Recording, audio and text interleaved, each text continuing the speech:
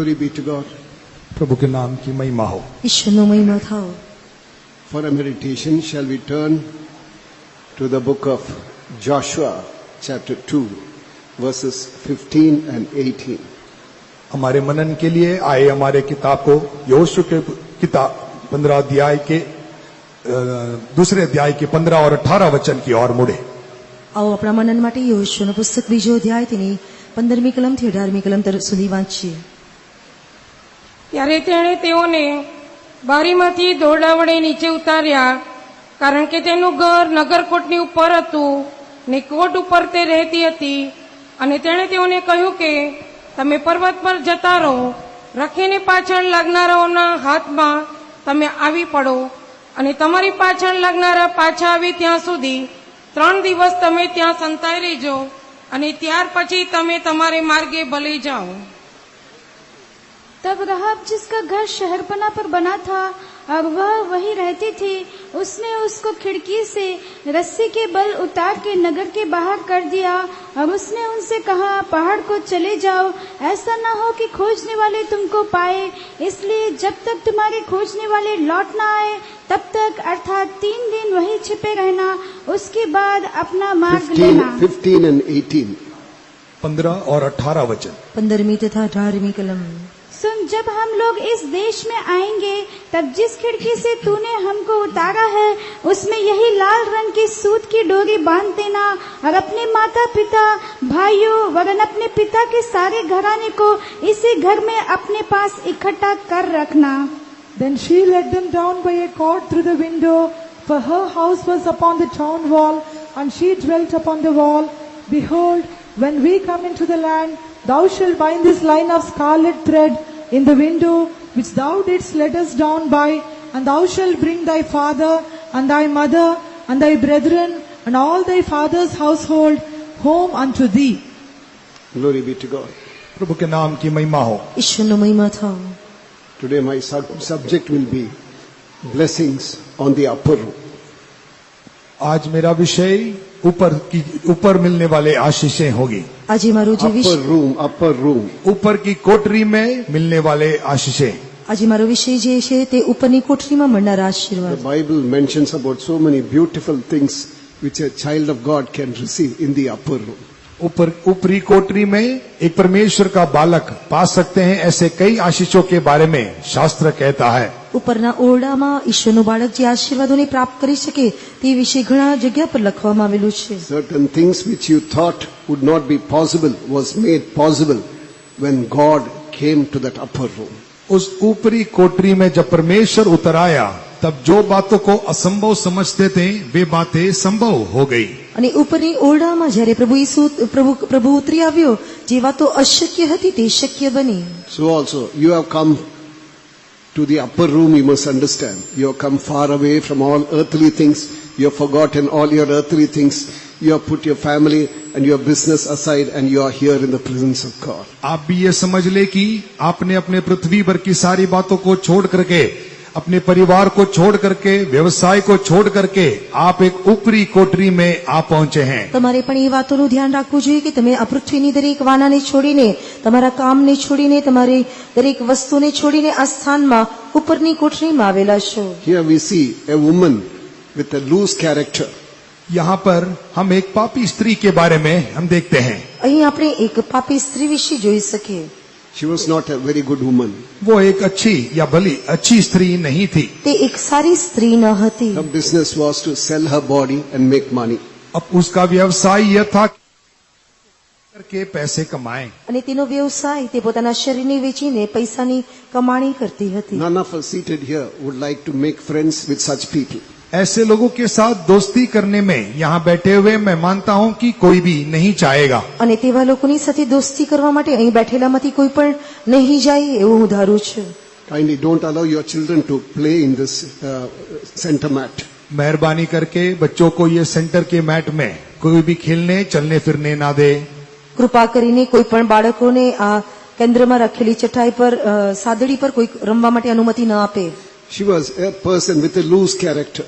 एक अनैतिक जीवन बिताने वाली, ऐसी एक स्वभाव रखने वाली एक स्त्री होकर पाई गई। અનૈતિક જીવન વ્યતીત કરનારી તે સ્વભાવની એક સ્ત્રી જોવા મળી. But God loves such people too. लेकिन परमेश्वर ऐसे लोगों को भी प्रेम करता है। પરંતુ પ્રભુ તેવા લોકોને પ્રેમ કરે છે. Jesus did not come to this world in search of righteous, but he says that he came in search of sinners. परमेश्वर यीशु मसीह कहता है कि इस दुनिया में वो एक धर्मियों के खोज में नहीं आया, बल्कि पापियों के खोज में आया। પ્રભુ ઈસુ ખ્રિસ્ત કહે છે કે તે ન્યાયીઓને તારવાને સારું નહીં, પરંતુ પાપીઓને તારવા માટે તેની શોધમાં આવ્યો. Even about the ministry of John the Baptist it is mentioned, he spoke to harlots and they accepted him. और यूहन्ना बपतिस्मा देने वाले की सेवकाई के बारे में हम यूं पढ़ते हैं कि उसने व्यभिचारिणियों से बात किया और उन्होंने उसकी सुनी। અને આપણે યહોન્ના બાપ્તિસ્મા આપનારની સેવાની શરૂઆતમાં જોઈ શકીએ કે તેણે વ્યભિચારીઓની સાથે વાત કરી અને તે લોકોએ તેનું સાંભળ્યું. What is the purpose of holding convention? एक सम्मेलन चलाने का मकसद क्या होता है? એક સંમેલન ચલાવવાનો હેતુ શું હોય છે? Two purposes. दो मकसद हैं। તેના બે હેતુ હોય છે. People who are living in sin like this woman, and they should be delivered from their sin, they should be delivered from their sickness, they should be delivered from the fear of death and tradition. और इस स्त्री, यहाँ पर पड़ी हुई स्त्री के समान पाप में रहने वाले लोग छुटकारा पाने चाहिए, बीमारी से छुटकारा पाने चाहिए, और इस प्रकार के छुटकारे का एक अनुभव हो। આ પ્રમાણેના પાપમાં રહેનારી સ્ત્રી પ્રમાણે જોઈ શકાવાથી જે પાપમાંથી છુટકારો મેળવવા જોઈએ, માંદગીમાંથી સાજા થવા જોઈએ, પોતાના રીતિ રિવાજોમાંથી તેઓ છુટકારો મેળવવા જોઈએ. What is the second purpose of holding the convention? इस ऐसे कन्वेंशन चलाने का दूसरा मकसद क्या है? આ પ્રમાણેના સંમેલનો ચલાવવાનો બીજો હેતુ શું છે? Church of God must be revived, they must be sanctified, they must be perfected, they must come to a state where they will be able to say, Amen, Lord Jesus, come soon. परमेश्वर की कलीसिया जो है वो संजीवित की जानी चाहिए, वे शुद्ध किए जाने चाहिए, ऐसे स्थान में वे पहुंच जाए जहां वे कहे कि हाँ यीशु जल्द आ जा। અને આ સંમેલન ચલાવવાનો બીજો હેતુ એ છે કે મંડળીને શુદ્ધ કરવામાં આવે, તે પવિત્રતા મારે પ્રાપ્ત કરે, સંપૂર્ણતાને પ્રાપ્ત કરે અને એવા સ્થાનમાં પહોંચે કે તેઓ કહી શકે, હા પ્રભુ ઈસુ તું વહેલો આવ. If these two purposes are not fulfilled, convention has got no meaning at all. यदि ये दो मकसद पूरा ना होने में कन्वेंशन यानी सम्मेलन का कोई अर्थ नहीं है। અને જો આ બે હેતુ પૂરા ન થાય તો સંમેલનનો કોઈ અર્થ રહેશે નહીં. We believe that God has gathered in us in this presence, that through us and in us God will do this work. हम यह विश्वास करते हैं कि परमेश्वर ने यदि हमें इस जगह में इकट्ठा किया है तो हमारे द्वारा और हमारे अंदर परमेश्वर ये काम को पूरा करेगा। અને જો પ્રભુએ આ સંમેલનમાં પણ એકત્ર કર્યા છે તો આપણા વડે તથા આપણામાં તે કાર્યને તે સંપૂર્ણ કરી શકશે. I'll come to this Joshua chapter 2:15 about Rachel later. और इस यहोशू की किताब दूसरे अध्याय के 15वें वचन में मैं बाद में आऊंगा। અને યહોશુઆનું પુસ્તક બીજો અધ્યાય તેની 15મી કલમમાં હું થોડી વાર પછી આવીશ. I would like to mention some of the blessings in the upper room. लेकिन मैं ऊपरी कोठरी में पाए जाने वाले कई आशीषों को बताना चाहूंगा। પરંતુ ઉપરના ઓરડામાં મળનારા ઘણા આશીર્વાદો વિશે હું તમને જણાવવા માંગુ છું. We all should examine ourselves. We all should believe the word of God and entrust ourselves to the word of God. हम सारे अपने आप को जांचते हुए परमेश्वर के कलाम पर विश्वास कर परमेश्वर के कलाम के लिए पूरी तरह सौंपे हुए समर्पित होकर रहे। આપણે પોતે પોતાને સંપૂર્ણપણે તપાસીને ઈશ્વરના વચનો જે આપણને આપવામાં આવે છે ઈશ્વરના વચનોમાં સંપૂર્ણપણે સौंपाયેલા હોવા જોઈએ. First, when we turn to the book of Mark chapter 14 verse 15. मरकुस के सुसमाचार 14वें अध्याय के 50वें वचन की ओर आए पहले मुड़े। માર્કની લખેલી સુવાર્તા 14મો અધ્યાય તેની 50મી કલમ તરફ વળીએ. 14:15. પછી સગડા તેને મૂકીને નાસી ગયા. 14 अध्याय का 15 वचन। 14મો અધ્યાય તેની 15મી કલમ. અને તે તેમને એક મોટી મેળી શણગારેલી ને તૈયાર કરેલી દેખાડશે, ત્યાં આપણે સારું તૈયાર કરો. वह तुम्हें एक सजी सजाई और तैयार की हुई बड़ी अटारी दिखा देगा, वहाँ हमारे लिए तैयारी करो. And he will show you a large upper room, furnished and prepared. There make ready for us. I don't know how it is in other language. In English it is mentioned, furnished upper room. और दूसरी भाषाओं में कैसा है नहीं मालूम, लेकिन अंग्रेजी में ऐसा लिखा है कि अटारी पर एक कमरा को तैयार करो. બીજી ભાષામાં કેવું લખેલું છે, પરંતુ અંગ્રેજીમાં એવું છે કે ઉપરની મેળીને શણગારીને તૈયાર કરો. Here Jesus is asking them to prepare that place for the Passover.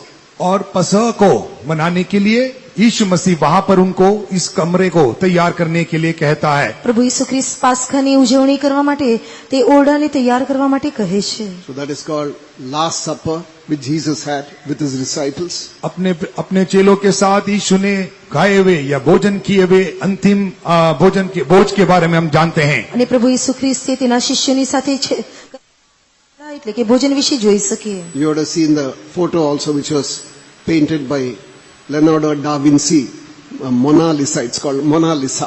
Leonardo da Vinci ने जो चित्रीकरण किया है मोनालिसा, उसमें आप उस चित्र को भी वो अंतिम या पसह का यीशु ने जो मनाया वो पसह के उस अंतिम भोज का चित्रीकरण आपने देखा होगा। અને મોનાલિસા દ્વારા જે રેખાંકિત કરવામાં આવેલું પ્રભુ ઈસુએ તેના શિષ્યોની સાથે કરેલું વાડાનું ચિત્રને તમે જોઈ શકો। What does that denote in our spiritual life? हमारे आत्मिक जीवन में वो क्या दर्शाता है? આપણા આત્મિક જીવનમાં તે શું દર્શાવે છે? Christ became a Passover in our life. हमारे जीवन में मसीह एक हमारे लिए पसह बन गया। આપણા જીવનમાં ખ્રિસ્ત આપણા માટે પાસ્ખા બન્યો। In order to deliver us from the power of sin, from the power of darkness, so then this Passover lamb is to be slain. पाप के अधिकार में से, अंधकार के अधिकार में से हमें छुड़ा देने के लिए यह पसह को मारा जाना जरूरी था। પાપના સામર્થ્યમાંથી અંધકારના સામર્થ્યમાંથી છોડવા માટે આ હલવાન મરાવું જરૂરી હતું। We all know that story from the book of Exodus, how the children of Israel were delivered from the land of Egypt. मिस्र देश में से निर्गमन के किताब में इस्राएली प्रजा किस प्रकार छुड़ाए गए, ये सारी कहानी को हम सारे लोग जानते हैं। ઇઝરાયેલી લોકોને મિસ્રના દેશમાંથી કેવી રીતે છોડાવવામાં આવ્યો જે નિર્ગમનના પુસ્તકમાં લખેલું છે આપણે સર્વ સારી પેટે જાણીએ છીએ। A lamb is to be slain and the blood must be smeared on the side post and the lintels. और एक मेमने को घात करके उसका जो खून है वो दोनों दरवाजे पर लगाए जाने चाहिए थे। અને એક હલવાનને મારી નાખીને તેના રક્તને ઓતરંગ તથા બારસક પર લગાડવામાં આવતું હતું। When the destroyer sees that blood, he will pass over. He will not touch that family. विनाश करने वाला जब उस घर के नजदीक आकर खून को देखेगा, उस घर को ना छूते हुए उस घर को छोड़कर जाएगा। અને સંહારક જ્યારે તે ઘરની પાસે આવે તે રક્તને જોઈને તે ઘરનો નાશ કર્યા વિના તે ઘર છોડીને ચાલ્યો જાય। In the New Testament, when we turn to the book of 1 Corinthians chapter 5 verse 7, नए नियम में पहले कुरिन्थियों की पत्री 5वें अध्याय के 7वें वचन में जब हम आते हैं, નવા કરારમાં કરંથીનો પહેલો પત્ર 5મો અધ્યાય તેની 7મી કલમમાં આવતી વેળાએ તમે જૂના ખામીને કઢી નાખો, જેથી જેમ તમે બેખમી છો તેમ તમે નવા લોદારૂપ થઈ જાઓ, કેમ કે આપણા પાસ્કા યજ્ઞ ખ્રિસ્તનું બલિદાન પણ આપણા વતી આપવામાં આવ્યું છે।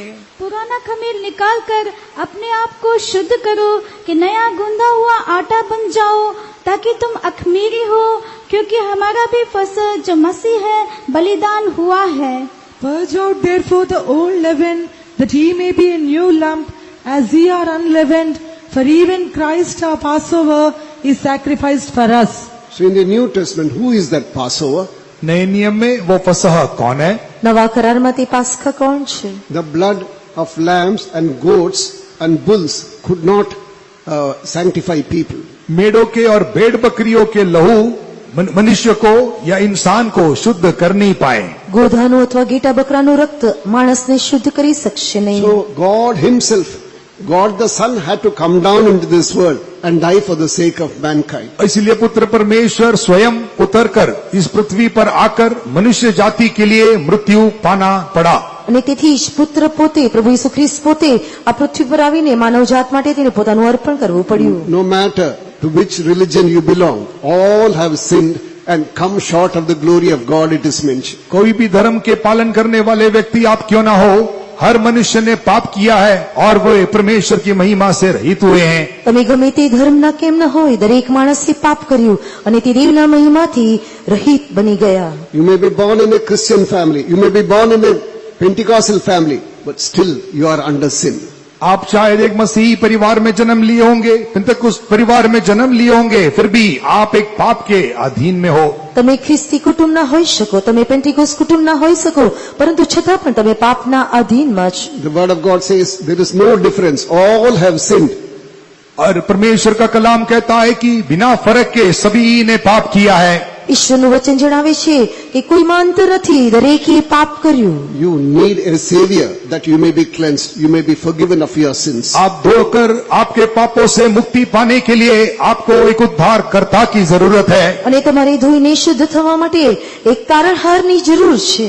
The blood which was shed on the cross is able to cleanse you from all unrighteousness. सलीब पर वो बहाया गया हुआ उस लहू में इतनी ताकत है कि आपके सारे अधर्मों से आपको धोकर शुद्ध कर दे। વધસ્તંભ પર વેવડાવેલા રક્તમાં એટલું પરાક્રમ છે કે તમારા દરેક પાપોથી તે તમને શુદ્ધ કરી શકે. You would have heard about a person called Martin Luther. Martin Luther नामक व्यक्ति के बारे में आपने शायद सुना होगा। માર્ટિન લ્યુથર નામના વ્યક્તિ વિશે કદાચ તમે સાંભળ્યું હોઈ શકે. So he entrusted his life in the hands of God. अपने पूरे जीवन को प्रभु के हाथ में उसने समर्पित किया। તેણે પોતાના સંપૂર્ણ જીવનને પ્રભુના હાથોમાં સોંપી દીધું. Till then they were sticking to old tradition. तब तक वे पुराने परंपरा में ही लगे हुए थे। અને ત્યાં સુધી તે જૂની પદ્ધતિઓમાં લાગુ હતો. That could not satisfy him. वो उस व्यक्ति को वो तृप्त कर नहीं पाया। અને તે તેને સંતુષ્ટ કરી શકી નહીં. They were not supposed to go through the scriptures, Bible. वे शास्त्रों को जांच कर ढूंढ नहीं सकते थे। અને તે શાસ્ત્રમાં તે શોધી શકતો ન હતો. It was forbidden for them. उन आम जनता से वो रोक लगाई गई थी। અને સામાન્ય લોકોથી તેને અટકાવવામાં આવ્યો હતો. But he secretly went to the library and went through all those books. और लेकिन वो गुप्त रीति से लाइब्रेरी में जाकर उन सारे शास्त्रों के किताबों को पढ़ लिया। પરંતુ તે સંતાઈને લાઇબ્રેરીમાં જઈને તે પુસ્તકોને તેને શોધી કાઢી. Then he came to the understanding that whatever they were taught till then, it was all rubbish. और उसने ये समझ लिया कि तब तक उन्हें सिखाए गए हुए सारी बातें वे बेकाम थे। અને ત્યાં સુધી તેને સમજી લીધું કે તેને જે કંઈ શીખવવામાં આવ્યું તે દરેક વ્યર્થ હતું. To cut the story short, और संक्षिप्त में कहने के लिए ટૂંકમાં કહેવાથી it is not by works, but it is by faith. Faith in Jesus and the finished work on the cross that you will be saved. आप क्रियाओं के द्वारा नहीं बल्कि यीशु मसीह ने सलीब पर किए हुए पूरे काम पर विश्वास करने के द्वारा आपका उद्धार होता है। અને કર્મો વડે નહીં પરંતુ પ્રભુ ઈસુ ખ્રિસ્ત જે વધસ્તંભે ભરાયો તેની પર વિશ્વાસ કરવાથી તમને તે તારણ થઈ શકે. He confessed all his sins to Jesus and was cleansed. सारे पापों को यीशु से कबूल करके धोया गया। અને તે પ્રભુ ઈસુ ખ્રિસ્તની પાસે દરેક પાપોને કબૂલ કરીને ધોવામાં આવ્યો. Later, in one part of his life, again Satan brought all those things before him. और उसके पश्चात एक जीवन के एक भाग में दोबारा शैतान ने उसके सामने वो सारी पुरानी बातों को ले आया। ફરીથી એકવાર જીવનના તેના બીજા તબક્કે શેતાન દરેક વાતોને તેની સમક્ષમાં લાવ્યો. He was in a fix and he was in doubt. What is this? Has not God forgiven? Has he not forgiven my sins? वो दोबारा संदेह में पड़ गया, को व्याकुलता में पड़ गया, क्या प्रभु ने मेरे पापों को क्षमा नहीं किया है? ફરીથી તે શકમાં પડ્યો અને મૂંઝવણ અનુભવવા लाग्यो કે શું પ્રભુએ મારા પાપોને માફ કર્યા નહીં. Satan brought a big roll. शैतान एक बड़ा सा रोल ले आया। શેતાન એક મોટા રોલને લઈ આવ્યો. Have you not committed this? Have you not committed this? एक बड़े पट्टिका को दिखाकर तूने ये नहीं किया क्या, तूने ये गलती नहीं किया क्या करके बताने लगा। અને શેતાન તેને કહેવા लाग्यो કે શું ત્યાં ભૂલ નથી કરી, આ ભૂલ નથી કરી, એમ અલગ અલગ બતાવવા लाग्यो. But he saw the blood of Jesus blotting them out. लेकिन वो ये भी देखते रहा कि यीशु का लहू वो सारी बातों को रोकते जा रहा है। પરંતુ તે જોઈ શકતો હતો કે ઈસુનું રક્ત દરેક વાતોને નાબૂદ કરતું રહ્યું. Great courage and peace and rest entered into this heart. बड़े हिम्मत, एक बड़ा शांति, एक बड़ा विश्राम उसके हृदय में प्रवेश कर लिया। એક મોટી શાંતિ, એક મોટું સાહસ તેના જીવનમાં વિસામો પ્રવેશ કર્યો. Then he challenged the devil. उसके बाद शैतान को चुनौती दिया। અને ત્યાર પછી તેને શેતાનની સામે દાવો કર્યો. Carry on. What are the other things that I have done? You show me. और भी बताए मैंने दूसरे कौन से काम किए हैं। તું મને વધારે જણાવ મેં બીજા કયા પાપ કર્યા He છે. rolled many more sins. उसकी पट्टिका को और खींचते और दिखाने लगा उसने किए हुए पाप। અને તે રોલ ખેંચતા ખેંચતા તેણે કરેલા બીજા પાપોને તે પ્રગટ કરતો રહ્યો. Everything was blotted by the precious blood of Jesus. यीशु मसीह के कीमती लहू के द्वारा सारे पाप मिटाए गए थे। ઈસુ ખ્રિસ્તના અમૂલ્ય રક્ત વડે દરેક પાપોને નાબૂદ કરવામાં આવ્યા. Dear child of God, if you are not cleansed by the blood of Jesus, today that Passover Passover is slain for you. अजीज परमेश्वर के बच्चे, यदि आप अपने उस यीशु मसीह के कीमती लहू के द्वारा धोए नहीं गए तो आज आपके लिए वो फसा है। અને વાલા દેવના બાળકો, જો તમે આજે પ્રભુ ઈસુના રક્ત વડે ધોવામાં આવ્યા નથી તો આજે તમારા માટે તે પાસ્કા વેવડાવવામાં આવ્યું। Today is the day of salvation. Today is the acceptable time. आज ही उद्धार का दिन है, आज ही अंगीकार योग्य दिन है। આજે તારણનો દિવસ છે, આજ માન્યકરણનો દિન છે। So you confess all your sins to Jesus. आपके सारे पापों को आए यीशु से कबूल कर ले। તમારા દરેક પાપોને પ્રભુ ઈસુની સામે કબૂલ કરો। Don't keep anything back. You can confess everything to Jesus. कुछ भी अपने पास रख नहीं छोड़ना, सारी बातों को आए यीशु से खुलकर बोल दे। તમે કંઈ પણ તમારી પાસે ન રાખો, દરેક વાતો પ્રભુની સામે કબૂલ કરો। You don't need a mediator. You don't need Mary for that. You don't need so-called saints for that. आपके लिए उसके लिए एक मध्यस्थ नहीं चाहिए, आपके लिए एक मरियम उसके बीच में खड़े होने की जरूरत नहीं, आपको कोई संत आकर मध्यस्थ करने की जरूरत नहीं है। તમારે કોઈ મધ્યસ્થીની જરૂર નથી, કોઈ મરિયમની જરૂર નથી, તમારી માટે કોઈ મધ્યસ્થી કરે તેની કોઈ જરૂર નથી। As we see from the book of 1 Timothy chapter 2 verse 4, पहला Timothy there is one mediator between God and man, and that is Jesus Christ. पहला तिमोथी दूसरे अध्याय के 4 वचन में हम पढ़ते हैं कि परमेश्वर और मनुष्य के बीच में एक ही मध्यस्थ है, वही प्रभु यीशु मसीह है। તિમોથીનો પહેલો પત્ર બીજો અધ્યાય તેની 5મી કલમમાં આપણે જોઈ શકીએ કે દેવ તથા માણસોની વચ્ચે એક જ મધ્યસ્થ છે It is he અને તે who- પ્રભુ ઈસુ ખ્રિસ્ત છે। It is he who came down into this world. वही इस स्वयं इस दुनिया पर वो या पृथ्वी पर उतर कर आया। અને તે જ પોતે આ ધરતી પર ઉતરી આવ્યો। It is he who was humiliated for your sake and my sake. मेरे और आपके लिए उसने नीचापन को सहा हुआ है। મારા તથા તમારા માટે તે નિમ્ન સ્તરમાં ઉતરી આવ્યો। Look at that Jesus who's hanging on the cross naked for your righteousness and my righteousness. मेरे और आपके धार्मिकता के लिए देखो, वो यीशु मसीह सलीब पर लटकता है नंगा।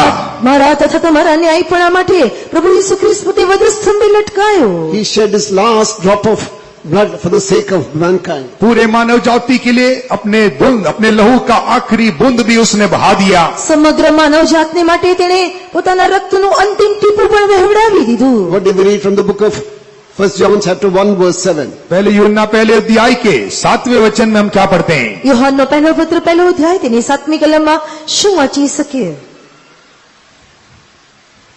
पर यदि जैसा वह ज्योति में है वैसे ही हम भी ज्योति में चले तो एक दूसरे से सहभागिता रखते हैं और उसके पुत्र यीशु का लहू हमें सब पापों से शुद्ध करता है।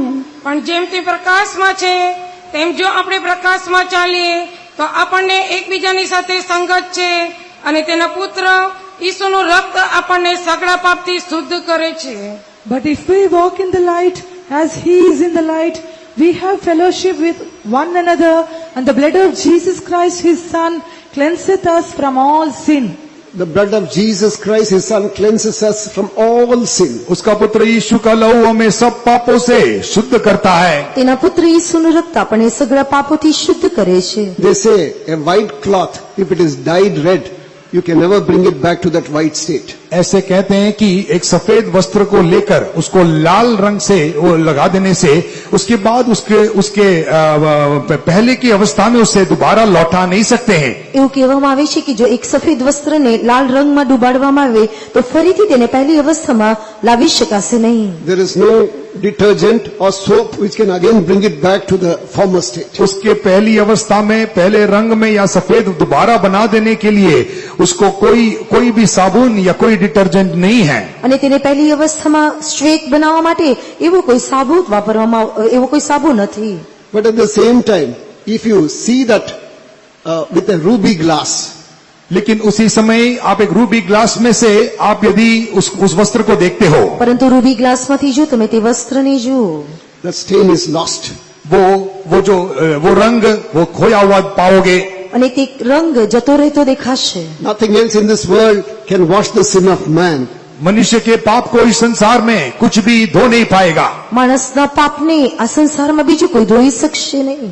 No matter whatever you do, any righteous work you do, you will never be cleansed. आप कुछ भी काम करें, कोई भी धर्म का क्रिया करे, आपका पाप उससे धोया नहीं जाएगा। તમે કોઈ પણ કામ કરો, કોઈ ન્યાયી કૃત્ય કરો, તમારા પાપને ધોવામાં આવશે નહીં। But if the blood of Jesus is superimposed between that. लेकिन उसके बीच में यीशु मसीह का लहू यदि लागू हो जाता है, પરંતુ જો તેની મધ્યમાં પ્રભુ ઈસુ ખ્રિસ્તના રક્તને લગાડવામાં આવશે, That's why in English we have got a beautiful song. और इसीलिए अंग्रेजी में एक ऐसा सुंदर गीत है, તેથી અંગ્રેજીમાં એક સુંદર ગીત છે, Sin stains are lost in the life-giving flow. और जीवन देने वाले उस बहाव में पाप के सारे दाग वे धोए जाते हैं। જીવન આપનારા રક્તમાં તે પાપના દરેક દાગ ભૂસી નાખવામાં આવે છે। Sometimes you would have come newly today.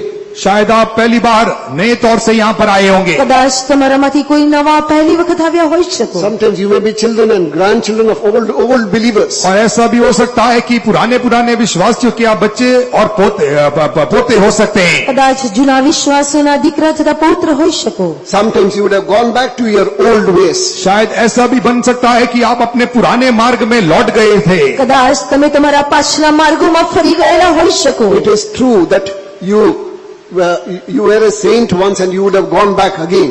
ये सच बात है कि आप एक बार संत थे, लेकिन अब उस दर्जा से आप उतरकर लौट गए।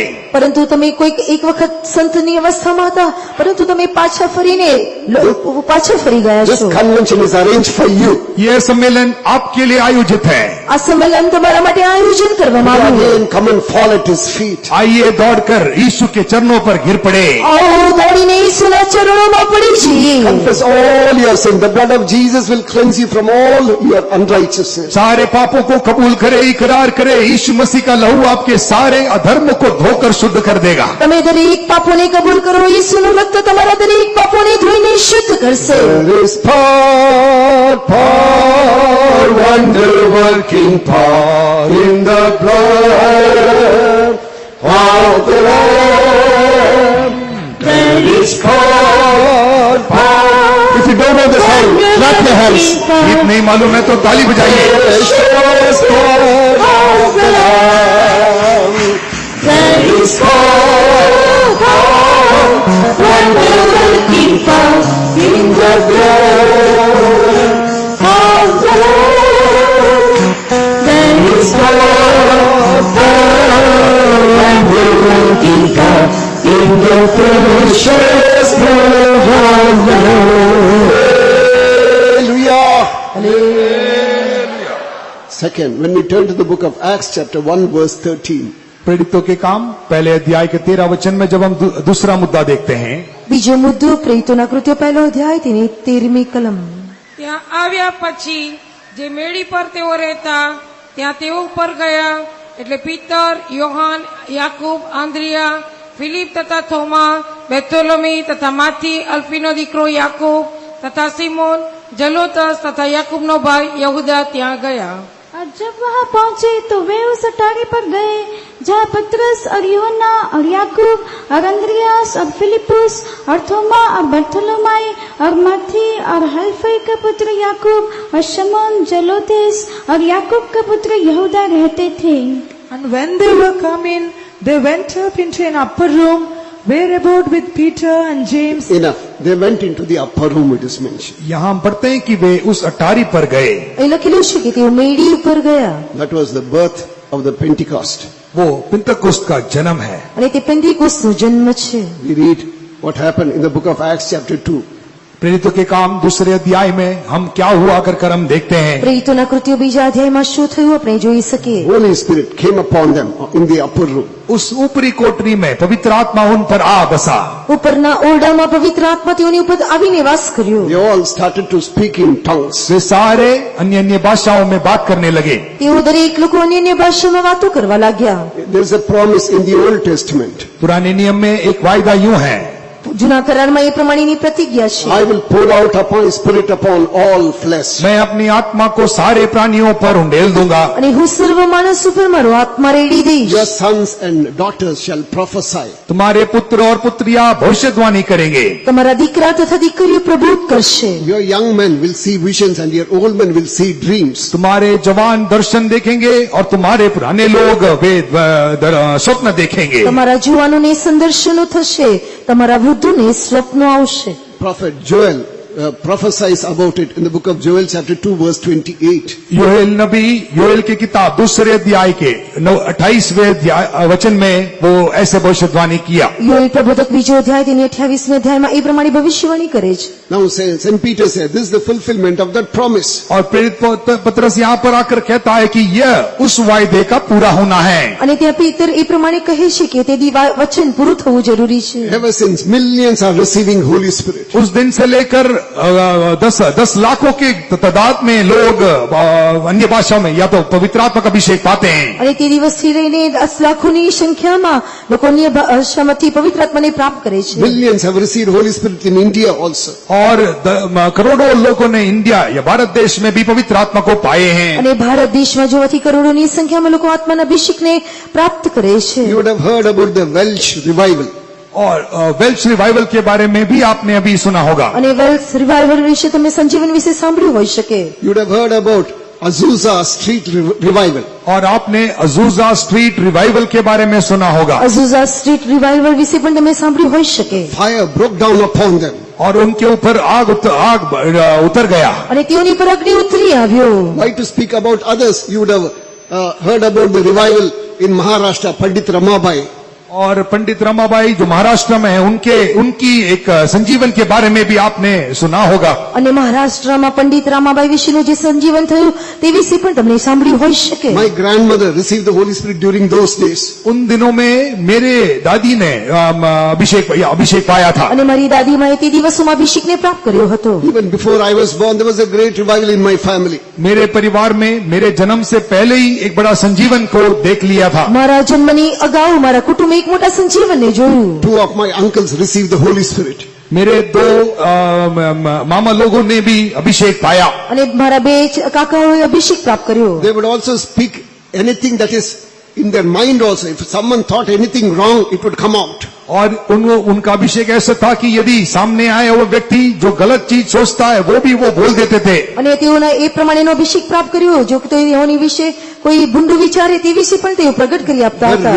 The revival and the desire for holiness was so great, you won't even imagine such things have happened. और उनके संजीवन और उनके पवित्रता की चाह इतनी अधिक थी कि आप सोच नहीं सकते हो कि ऐसी ऐसी बातें हुई है। અને તેઓના સંજીવન તેઓની જે બેજારી હતી તેઓની પવિત્રતા વિશે તમે વિચારી નહીં શકો તે પ્રમાણેની વાતો અનુભવી। My mother was just thinking few things in her mind, that's all. मेरी माताजी अपने मन में कुछ बातों को सोच रही थी। મારી માતા પોતાના મનમાં કઈ વાતો વિચારતી હતી। Her younger brother, my uncle, was only 13 years old, spoke everything, whatever she was thinking in her mind. मेरे मामा यानी कि उनकी छोटे भाई उनके पास जाकर उन्होंने मन में सोची हुई सारी बातों को सीधा जोर से बोल दिया। અને મારા મામાએ તેઓના નાના ભાઈએ તે જે કંઈ વિચારતા હતા તે વિશે દરેક વાતો તેઓને કહી સંભળાવી। My mom and my auntie, they were going for the meeting. मेरी जो माताजी और मेरी आंटी जो है वो दोनों मीटिंग में जा रहे थे। મારા માતાજી તથા મારા કાકી તે સભામાં જઈ રહ્યા હતા। We had not come into this fellowship, we only came into this in 61.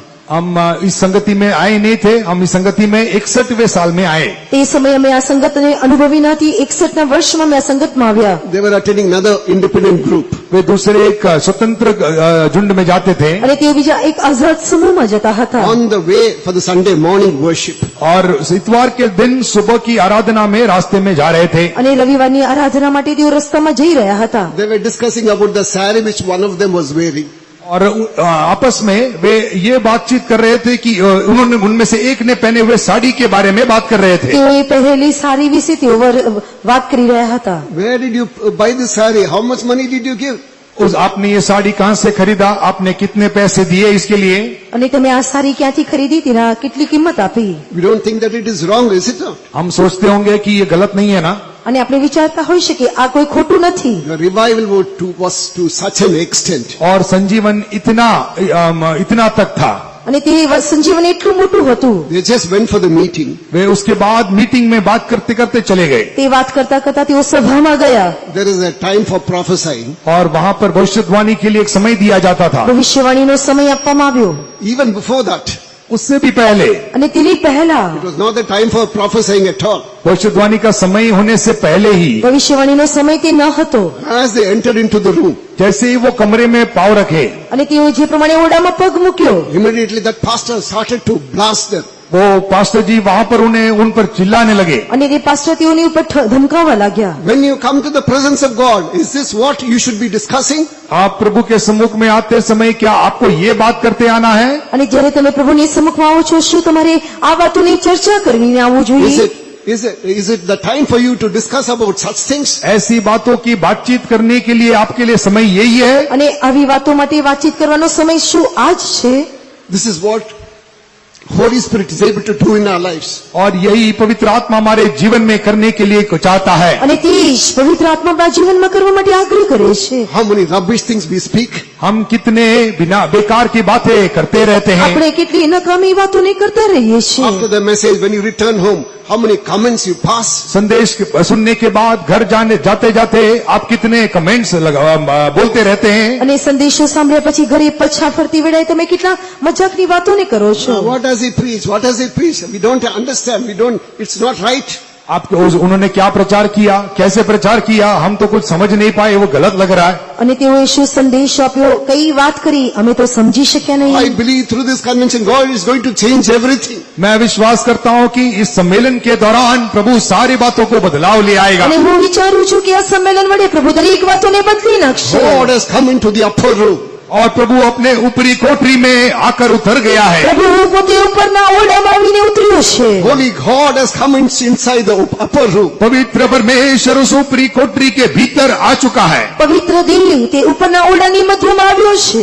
God is looking at someone who loves such holiness. और ऐसे पवित्रता से चाह रखने वाले कईयों को वो परमेश्वर देखता है। જે લોકોએ પોતાની પવિત્રતાને ગુમાવી છે તેવા લોકોને તે જોઈ રહ્યો છે। He is not bothered whether you are a servant of God or a believer. अब चाहे परमेश्वर के सेवक हो या विश्वासी होने दे, તમે કદાચ પ્રભુના સેવક અથવા વિશ્વાસી હોઈ શકો। He is not bothered whether you are an old believer or a new raw believer. आप एक पुराने विश्वासी है, आप या तो नए पहली बार आए हुए विश्वासी व्यक्ति हो, उससे कोई फर्क नहीं है उनको। કદાચ તમે જૂના વિશ્વાસી હોઈ શકો અથવા તો નવા આત્મા તરીકે આવેલા હોય તેના માટે તેનો કોઈ ફરક નથી। He is not bothered whether you are a wise person or a mundane. और आप एक बुद्धिमान व्यक्ति है या मूर्ख है, उससे उन्हें परवाह नहीं। અને તે તેની કોઈ ચિંતા કરતો નથી કે તમે કોઈ બુદ્ધિમાન વ્યક્તિ હોઈ શકો અથવા મૂર્ખ હોઈ શકો। He is not bothered whether you are rich or poor or educated or illiterate. आप धनी है या गरीब है, आप पढ़े लिखे है या अनपढ़ है, उससे उन्हें कोई परवाह नहीं। તમે શ્રીમંત છો કે કંગાળ છો, ભણેલા છો કે અભણ છો, તેના વિશે તેને કોઈ ચિંતા નથી। Have you got a desire for this holiness? ये पवित्रता के लिए क्या आप में अंदर एक चाह है? શું તમે પવિત્રતા માટે એક આગ્રહ રાખો છો? Most of us have become money minded. हम में से अधिकतर लोग पैसों की सोच रखने वाले बन चुके हैं। આપણામાંથી ઘણા બધા લોકો પૈસાનો વિચાર રાખનારા બની ચૂક્યા My છે। business must become great. हम इस संसार में मेरा बिजनेस बड़ा होना चाहिए। મારો વેપાર વધવો જોઈએ। Our children, it's not enough if they study in India, they should go to Ireland, America and Canada. हमारे बच्चे इंडिया में पढ़ने से नहीं चलेगा, वे बाहर अमेरिका में, आयरलैंड में, कनाडा में पढ़ने जाने चाहिए। આપણા બાળકો તે ભારતમાં ભણવાથી પૂરતું નથી, તેઓ આયર્લેન્ડ, અમેરિકા, કેનેડામાં જવા જોઈએ। Do you have perspective for spiritual things? आपके लिए आत्मिक बातों के लिए क्या आपके लिए एक नजरिया है? શું તમે આત્મિક વાતો પર દ્રષ્ટિ કરો છો? What does the word of God say in Isaiah chapter 8 verse 18? यशायाह 8वें अध्याय के 18 वचन में परमेश्वर का कलाम क्या कहता है? યશાયાનું પુસ્તક 8મો અધ્યાય 18મી કલમમાં પ્રભુનું વચન શું જણાવે I છે? and the children whom the Lord has given will be seen as signs and wonder before the Lord. परमेश्वर के सामने मैं और मुझे दिए हुए बच्चे, हम परमेश्वर के सामने हम अद्भुत और चिन्ह चमत्कारों कर रहेंगे।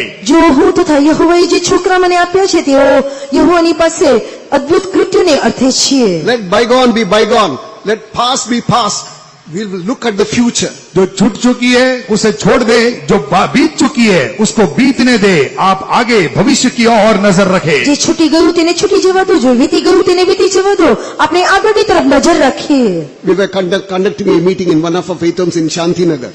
हम शांति नगर में हमारे एक फेतों में हम एक मीटिंग चला रहे थे। શાંતિનગર વિશ્વાસ ભવનમાં અમે એક સભા ચલાવી રહ્યા હતા। And a poor believer sister started to prophesy. एक गरीब विश्वासी बहन वहां पर भविष्यवाणी करने लगी। એક ગરીબ વિશ્વાસી બહેન ત્યાં ભવિષ્યવાણી કરવા લાગી। I am going to send a revival in my church. मैं अपने कलीसिया में एक बेदारी भेजने जा रहा हूँ। હું મારા મંડળીમાં એક સંજીવન મોકલવા જઈ રહી છું। The things which you have never heard, you are going to hear.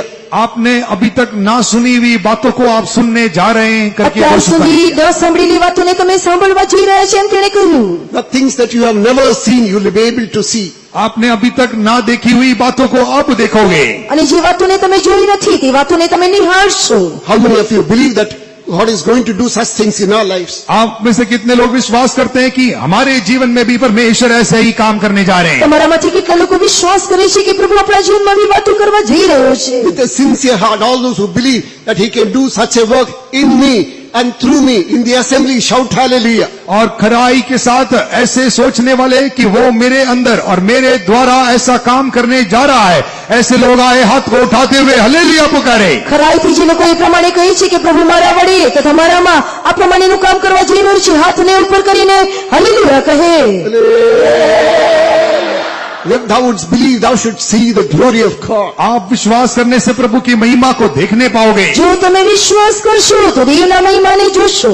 Take this as a word of prophecy. आप ये भविष्यवाणी के वचन होकर ले અને लीजिएगा। તેને તમે ભવિષ્યના વચન તરીકે સ્વીકારો. Hereafter, God will not allow the church of God to go in this way. इसके पश्चात प्रभु की कलीसिया को इसी तरीके से आगे बढ़ने आगे प्रभु नहीं देगा। અને આ જ પ્રમાણે દેવની મંડળીને તે આગળ વધવા દેશે નહીં. You are either chaff or a corn. God will not allow you to be in between. आप या तो गेहूं के दाने हैं या तो आप उसके भूसा है, दोनों के बीच में एक जगह एक स्थान नहीं है। અને તમે ઘઉંનો દાણો અથવા ભૂસાની મધ્યનું એક સ્થાન નથી. Is there anyone who desires after the holiness of God? परमेश्वर के पवित्रता को आग्रह करने वाले लोग कोई भी यहाँ है क्या? અને દેવની પવિત્રતાને આગ્રહ કરનારા લોકો કોઈ અહીંયા છે કે શું? Some call themselves believers. They go after the fashion of the world.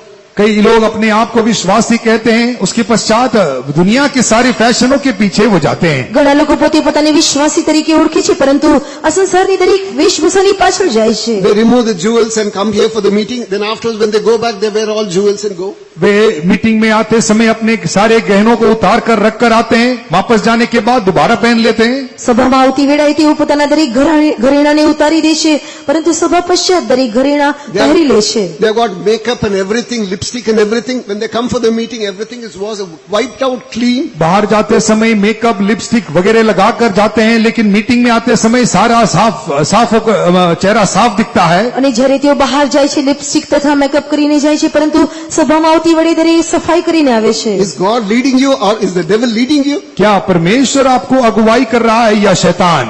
પ્રભુ તમને દોરી રહ્યું છે કે શૈતાન? Sometimes when we mention, you may not accept it. जब कई बार हम कहते समय आप उसको नहीं मानोगे। જ્યારે અમે તમને કહીશું ત્યારે તમે તેને માનશો નહીં. So that is the reason why God is taking our youths to hellfire. और इसलिए हमारे जवानों को इन्हीं दिनों में प्रभु नरक दिखाने ले जाता है। અને તેથી જ પ્રભુ જવાનોને નરક દેખાડે છે. God took a child of God to hellfire. परमेश्वर के एक बालक को नरक में ले गया। પ્રભુના એક બાળકને પ્રભુ નરકમાં લઈ ગયો. So then a boy, Jesus showed him a boy. He was not able to stand in one place, running here and there. वहां जाकर एक यीशु मसीह ने उस व्यक्ति को, उस जवान व्यक्ति को, एक लड़के को दिखाया जो एक जगह पर खड़े नहीं रहता, यहाँ वहां दौड़ते ही रहता है। અને પ્રભુ ઈસુએ એક બાળકને છોકરાને બતાવ્યું તે એક સ્થાનમાં ઊભો રહ્યો ન પરંતુ આમ તેમ દોડતો રહ્યો. When she keenly observed as to what the reason was, उस बालिका ने ध्यान से उसको देखा, तब उसने कारण समझ लिया। અને તે છોકરીએ જ્યારે તેને ધ્યાનથી જોયું તે કારણ સમજી ગઈ. around his neck worms. उसके गले या गर्दन की चारों तरफ कीड़े हैं। અને તેની ગળાની આસપાસ કીડા હતા. Full of worms, killing him. और उसके गर्दन भरकर कीड़े हैं, वे उसको मार रहे हैं। તેને ગળાની આસપાસ જે કીડા હતા તેને ડંખી રહ્યા Why હતા. is it how come these worms are troubling him now? ये कीड़े उसको क्यों तकलीफ दे रहे हैं? શા માટે આ કીડા તેને ડંખ મારતા હતા? You know what Jesus told him? यीशु ने क्या जवाब પ્રભુ दिया? ઈસુએ તેને કહ્યું, उस बालिका को क्या जवाब दिया? પ્રભુ ઈસુ ખ્રિસ્તે તેને કહ્યું, When he was living in this world, he was using spray. That is why he's suffering. इस दुनिया में जीते समय वो लड़का जो है वो स्प्रे अपने गर्दन में लगाता था, उसी का नतीजा अभी है। અને ત્યારે જે આ સંસારમાં જીવતો હતો પોતાના ગરદન પર શરીર પર સ્પ્રે મારવાને કારણે આજે તેની અવસ્થા આવી છે. Okay, you ask your uncles, aunties who are in Dubai, Gulf and other places to when they come here to get good spray. आपके चाचा और आंटियों को, आपके मामा को जो गल्फ में, दुबई में, बाहर विदेशों में रहते हैं, आप वो आते समय स्प्रे और परफ्यूम ले आने के लिए भूल मांगते रहिएगा। તમારા સગાવાલા જે બહાર વિદેશના દેશોમાં રહે છે, જ્યારે તેઓ પાછા આવે ત્યારે તમે તેઓને સ્પ્રે લઈ આવવા માટે, સારા સ્પ્રે લઈ આવવા માટે કહો છો. When we mention, you won't listen to us. So therefore God is taking young girls and boys to hellfire. हमारे कहने के लिए आप कान नहीं लगाते हो, इसीलिए जवान लड़कों को, लड़कियों को परमेश्वर नरक में ले जाकर इन्हीं बातों को दिखाकर सिखाता है। અમે જ્યારે તમને કહીએ છીએ તમે તે વાતોને સ્વીકારતા નથી, તેથી પ્રભુ પોતે જુવાન છોકરા તથા છોકરીને નરકમાં લઈ જઈને દેખાડી રહ્યો છે. Then God showed her one more person. परमेश्वर ने फिर आगे और एक व्यक्ति को दिखाया। પ્રભુએ બીજા એક વ્યક્તિને દેખાડ્યો. Devil took hold of the hand of a young girl and then he with a plier and then pull her nails out. और शैतान आकर उस लड़की का एक हाथ को पकड़कर उसके नाखून उखाड़ कर एक प्लायर लेकर नाखून को उखाड़ रहा है। અને શેતાન આવીને તે એક છોકરીના હાથને પકડીને તેના હાથમાંથી નખને ખેંચી રહ્યો She હતો. would scream. ऐसे करते समय वो लड़की चिल्लाकर चीख रही है। અને તે સમયે તે છોકરી ચીસો પાડતી હતી. Again she asked Jesus, why is Satan doing this to her? तभी ये बालिका ने यीशु से पूछा, शैतान इससे ऐसा क्यों कर रहा है? અને ત્યારે તે છોકરીએ તે પ્રભુ યીશુને પૂછ્યું, શા માટે શેતાન આવું કરે છે? When she was in this world, she was using nail polish. इस दुनिया में रहते समय वो लड़की या वो स्त्री वो नेल पॉलिश का इस्तेमाल करती थी। અને જ્યારે તે છોકરી આ સંસારમાં હતી ત્યારે તે નેલ પોલિશને વાપરતી હતી. Okay, enjoy nail polish. If sari is cream, this is also cream. If this is violet, this is also violet. आप भी नेल पॉलिश को इस्तेमाल करके आप मौज करिएगा। आपके साड़ी के कलर के अनुसार आप नेल पॉलिश लगाने में आप मन लगाते हो ना। અને તમે તમારા મન મરજી પ્રમાણે નેલ પોલિશ વાપરતા હોઈ શકો, તમારા વસ્ત્ર પ્રમાણે તે જ રંગની નેલ પોલિશ વાપરીને આનંદ કરી શકતા હોઈ શકો. God is giving this as a warning. For some of us, it is the last warning. परमेश्वर एक चेतावनी के तौर पर ये दे रहा है, कईयों को ये अंतिम चेतावनी है। પ્રભુ તમને એક ચેતવણીની રૂપમાં કહી રહ્યું છે, કેટલાક લોકો માટે આ છેલ્લી ચેતવણી છે. But on the other hand, लेकिन दूसरे बाजू પરંતુ બીજા પડખે we would have committed so many mistakes. हमने कई गलतियां कर गुजरे होंगे। આપણે ઘણી બધી ભૂલોને કરી બેઠા છીએ. Is there anyone here who loves holiness more than anything else? लेकिन यहाँ ऐसा कोई मौजूद है जो और कोई चीज या वस्तु से अधिक पवित्रता से प्रेम करते हैं? અહીં સૌથી વધારે બીજી કોઈ વાતોથી વધારે જે કોઈ પવિત્રતાને પ્રેમ કરે છે. God is going to take them in their innocence. परमेश्वर ऐसों को अपने हथेली में उठा लेगा। અને પ્રભુ તેવાને પોતાની હથેળીમાં ઉચકી લેશે. He is going to wash them thoroughly. उन्हें पूरी तरह से धोकर शुद्ध करेगा। તેવાને તે સંપૂર્ણપણે ધોઈને શુદ્ધ કરશે. They are going to fall at his feet. वे उसके चरणों पर गिर पड़ने वाले हैं। અને તેઓ તેના ચરણોમાં પડી જશે. They will cry out, Lord, be merciful towards me. I will never do it again. हे प्रभु मुझ पर दया दिखा, आगे कभी ऐसा नहीं दोहराऊंगा करके वे रोने वाले हैं। અને તેઓ કહેશે, તેઓ રડશે, હે પ્રભુ આગળથી આ પ્રમાણે હું નહીં કરું. Through them, God is going to do exploits. उनके द्वारा परमेश्वर अद्वैतों को करने वाला है। અને તેના દ્વારા તે પ્રભુ એક ઉન્નતિ કરનાર છે. Third, तीसरा, ત્રીજું, when we turn to the book of Acts chapter 20 verse 8, प्रेरितों के काम 20वें अध्याय के 8वें वचन की ओर जब हम मुड़ते हैं। પ્રેરિતોના કૃત્યો 20મો અધ્યાય તેની 8મી કલમ તરફ. जिस अटारी पर हम इकट्ठे थे उसमें बहुत दिए जल रहे थे। જે વેળી પર અમે એકઠા થયા હતા ત્યાં ઘણા દીવા બળતા હતા. And there were many lights in the upper chamber where they were gathered together. lights in the upper chamber. अटारी में ज्योतियां। અને મેડી પર દીવા સળગતા હતા. So St. Paul was preaching till late in the night. प्रेरित पौलुस देर रात तक प्रचार कर रहा था। અને પ્રેરિત પાઉલ મોડી રાત સુધી સંદેશો આપતો હતો. Lights denote so many wonderful things in the Bible. दिए या ज्योति जो है बाइबल में कई सुंदर सुंदर बातों को दर्शाता है। દીવા અથવા પ્રકાશ બાઇબલમાં ઘણી સારી વાતોને પ્રગટ કરે છે. Scientists have not given a proper definition for light. प्रकाश के लिए या ज्योति के लिए वैज्ञानिकों ने कोई ठीक एक डेफिनेशन या ठीक एक समझ नहीं दिया है। વૈજ્ઞાનિકો દીવા માટે અથવા પ્રકાશ માટે કોઈ સારી સમજણ આપી નહીં. Where does it originate? How does it come? Where does it go? They are not able to give an explanation. वो कहां से उत्पन्न होकर कहां से आता और कहां जाता उसका कोई समझ या सुझाव वे दे नहीं पाते हैं। તે ક્યાંથી ઉદ્ભવે છે, ક્યાંથી આવે છે, ક્યાંથી જાય છે, તે તેઓ સમજી શક્યા અથવા કહી શકતા નથી. It's only presumption. It can be this, it can be that. उसके लिए कई बातों का अनुमान किया जाता है कि ऐसा हो सकता है, ऐसा भी हो सकता है और ऐसा भी हो सकता है. અને તેના માટે કંઈક ધારણા કરવામાં આવે છે, આ પ્રમાણે બની શકે, આ પ્રમાણે હોઈ શકે. A child of God is supposed to live as light in this world. एक परमेश्वर का बालक इस संसार में एक प्रकाश या ज्योति होकर जीना है. એક ઈશ્વરના બાળકે આ સંસારમાં અજવાળા રૂપે જીવવું જોઈએ. I'll just give 3 explanations for the spiritual light. और आत्मिक ज्योति के लिए केवल 3 समझाओ मैं आपको देना चाहूंगा. આત્મિક પ્રકાશ વિશે હું તમને 3 સમજણ આપીશ. When we turn to the book of Matthew chapter 6 verses 22 and 23, मत्ती रचित सुसमाचार 6वें अध्याय के 22 और 23वें वचन में जब हम आते हैं, માથીની લખેલી સુવાર્તા 6ઠો અધ્યાય તેની 22મી તથા 23મી કલમ વાંચતી વેળાએ શરીરનો દીવો તે આંખ છે. એ માટે જો તારી આંખ નિર્મળ હોય તો તારું આખું શરીર પ્રકાશે ભરેલું થશે, પણ જો તારી આંખ ભૂંડી હોય તો તારું આખું શરીર અંધકારે ભરેલું થશે. માટે તારામાં જે અજવાળું છે તે જો અંધકાર રૂપ હોય તો તે અંધકાર કેટલો મોટો.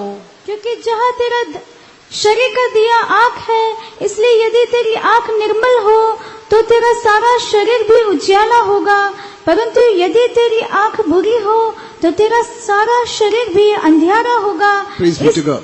प्रभु के नाम की स्तुति हो. પ્રભુના નામની મહિમા થાઓ. It's mentioned, eye is the light of the body. यहाँ हम पढ़ते हैं शरीर का दिया आंख है. અહીં કહેવામાં આવ્યું છે કે આંખ શરીરનો દીવો છે.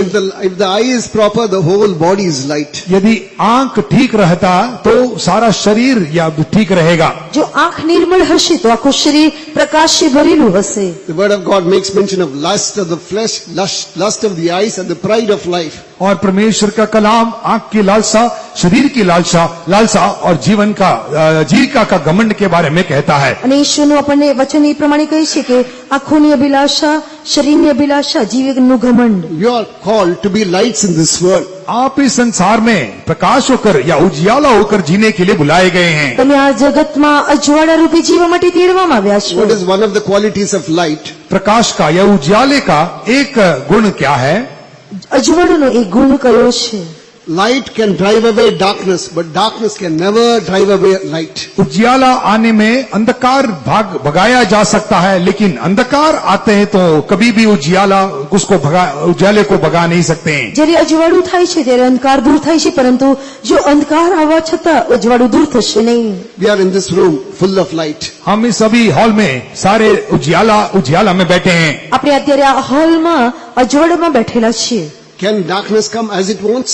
अंधकार अपने आप से अंदर आ सकता है क्या? શું અંધારું પોતાની જાતે આવી શકે? But at the same time, you go into a dark room. लेकिन आप एक अंधेरे भरे कमरे में जाइएगा, પરંતુ તમે અંધારા રૂમમાં જાઓ, Go with a torch, that darkness is dispelled. एक टॉर्च लेकर जाइए, वहां का अंधियारा भगाया जाएगा. અને તમે ટોર્ચ લઈને જાઓ તેનો અંધારો દૂર થઈ જશે. So also your eyes must be pure, your eyes must be light. आपके आंख निर्मल होने चाहिए और वो उजियाला कर देगा. અને તમારી આંખો નિર્મળ હશે તો તે અજવાળું પ્રકાશ છે. Shall we examine ourselves and find out how our eyes are? हमारे अपने आप को हम जांच कर हमारी आंखें कैसी है कर हम जांच ले. આપણે આપણા જીવનને તપાસીને જોઈએ કે આપણી આંખો કેવી છે. If I go to the shop, I want all things. मैं एक दुकान में जाने से वहां की सारी बातों को मैं खरीदना चाहता हूँ. અને જો એક દુકાનમાં જવાથી દરેક વાતોની ખરીદી કરવા માંગુ You છું. want all clothes. मैं सारे कपड़ों को ले आना चाहता हूँ. દરેક વસ્ત્રોને લઈ આવવા માંગુ છું. If a women folk go to the utensil shop, they want all vessels. स्त्रियां जब बर्तनों के दुकान में जाते हैं वहां के सारे बर्तन खरीद कर लाना चाहते हैं. અને સ્ત્રીઓ જ્યારે વાસણોની દુકાનમાં જાય છે દરેક વાસણો ખરીદી કરવા માંગે છે. Slowly, Satan has hooked us to such an extent. Cinema after cinema you can watch in this. और ऐसे धीरे धीरे से शैतान ने हमें ऐसे फंसा कर रखा है कि आप जितना चाहे एक ही मोबाइल के अंदर कितने सिनेमा देखना चाहते हो देख सकते हो. અને શૈતાને આપણને એ પ્રમાણે ફસાવીને રાખેલા છે કે મોબાઈલમાં તમે ગમે તેટલા સિનેમા જોવા આગ્રહ કરતા હોય તમે તેને જોઈ શકો છો. No, God has called you to be a saint. नहीं, परमेश्वर ने आपको संत होकर रहने के लिए बुलाया है. ના, પ્રભુએ તમને સંત તરીકે રહેવા માટે બોલાવેલા છે. Let your eyes be pure. Let it be right in the sight of God. लेकिन आपके जो आंखें हैं वो निर्मल रहने दे, परमेश्वर के नजरिए में वो ठीक रहने दे। તમારી આંખો નિર્મળ રહેવા દો, ઈશ્વરની દૃષ્ટિમાંથી યોગ્ય ગણાવવા દો. In English it is mentioned, if thine eyes is single, और अंग्रेजी में ऐसे लिखा है कि यदि आपकी आंख एक होकर रहता है तो, અને અંગ્રેજીમાં લખેલું છે કે જો તમારી આંખ એક હોય, your eyes must be focused only on Jesus and things which pertain to holiness and nothing else. और आपकी जो नजर है, आपकी आंखें जो है केवल यीशु मसीह पर और पवित्रता के बातों पर ही लगे रहे और कोई बात पर नजर ना जाए। તમારી આંખો ફક્ત ઈશ્વરને તાકતી રહે, ફક્ત પવિત્રતાની તરફ દૃષ્ટિ કરતી રહે, બીજી કોઈ તરફ નજર ન માંડે. Second, what does eye denote? अगला, आंख क्या दिखाता है? બીજું, આંખ શું દર્શાવે છે? We turn to the book of Philippians chapter 2 verse 15. फिलिपियों की पत्री 2 अध्याय के 15 वचन में जब हम आते हैं, ફિલિપીનો પત્ર 2 અધ્યાય 15મી કલમ વાંચતી વેળાએ Even Jesus says, यीशु मसीह कहता है, પ્રભુ ઈસુ ખ્રિસ્ત કહે છે, I am the light of this world. मैं इस जगत का ज्योति हूँ। હું આ જગતનો અજવાળું છું. Looking at the disciples, he said, ye are the light of this world. चेलों को देखकर कहता है कि आप जगत के ज्योति हो। શિષ્યોને જોઈને કહે છે કે તમે જગતનું અજવાળું છો. Read that verse 2:15. 2 अध्याय 15 वचन पढ़िए। 2 અધ્યાય 15મી કલમ વાંચીએ. Seeing that ye shine among the crooked and shine as lights among the crooked and perverse nation. आप एक टेढ़े और हटीले जाति के बीच में दीपकों के समान आप उजाला देते रहे। કુટિલ તથા આડી પ્રજાની મધ્યમાં જ્યોતિઓને જેવા જગતમાં દેખાવા જોઈએ. No need to preach, no need to speak, no need to boast about yourself. आप प्रचार करने की जरूरत नहीं, बोलने की जरूरत नहीं, अपने बारे में घमंड करने की जरूरत नहीं। તમારે સંદેશો આપવાની જરૂર નથી, તમારા વિશે કહેવાની જરૂર નથી, તમારા વિશે ઘમંડ કરવાની જરૂર નથી. There was a Christian conference in UK. UK में एक मसीही कॉन्फ्रेंस चल रहा था। યુકેમાં એક ખ્રિસ્તી કોન્ફરન્સ ચાલી રહી હતી. From different parts of the world, people had come to mention about the ways of the propagating of the gospel. दुनिया के कोने कोने में से लोग आकर वे लोग अपने अपने देशों में, अपने अपनी जगहों में किस प्रकार मसीहत को प्रचार कर रहे हैं उस विषय में बात कर रहे थे। અને અલગ અલગ દેશોમાંથી લોકો આવીને ખ્રિસ્ત વિશે કેવી રીતે તેઓ સંદેશો આપી રહ્યા છે તેના વિશે જણાવતા હતા. Some spoke about distribution of tracts. कईयों ने हम ट्रैक्ट बांटते हैं उसके बारे में कहे। ઘણા લોકોએ કહ્યું કે અમે પત્રિકા અથવા ટ્રેક્ટ વહેંચીએ છીએ તેના વિશે કહ્યું. Some said that we pray, fast and so on. कईयों ने कहा कि हम प्रार्थना करते, उपवास भी लेते हैं। અને ઘણાએ કહ્યું કે અમે ઉપવાસ કરીને પ્રાર્થના કરીએ છીએ. One young girl from Africa stood up. Africa देश में से एक जवान लड़की खड़ी हुई। આફ્રિકા દેશમાંની એક જુવાન છોકરી ઊભી She થઈ. said, when we like to evangelize a particular village, उन्होंने, उस लड़की ने कहा कि एक गांव में जाकर हम प्रचार करने या सुसमाचार सुनाने जाते समय એક ગામમાં જઈને સંદેશો સંભળાવતી વેળાએ we don't do anything. हम कुछ भी नहीं करते। અમે કંઈ પણ કરતા We નથી. just put a Christian family in that village. हम जाकर एक मसीही परिवार को वहां पर लगा देते हैं। અને અમે તે ગામમાં એક ખ્રિસ્તી કુટુંબને છોડી દઈએ છીએ. Their lives speak better than words. उनका जीवन कई कामों से अधिक बात करता है। અને તેઓનું જીવન તે કામો અથવા શબ્દો કરતા વધારે કાર્ય કરે છે. Let your light shine before men that they may glorify the Lord who is in heaven.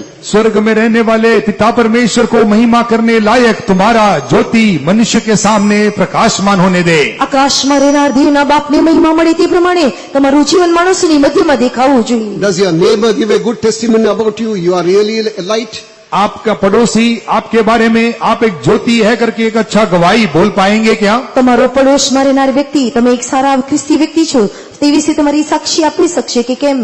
Your classmates, your colleagues, do they give a good testimony about you? आपके क्लास के बच्चे या आपके साथ काम करने वाले लोग आपके बारे में अच्छा गवाही देंगे क्या? તમારા ક્લાસ સહપાઠીઓ અથવા તો તમારા સંગી કામ કરનારા લોકો તમારા વિશે એક સારી સાક્ષી આપી શકે કે કેમ? That is how you are light of this world.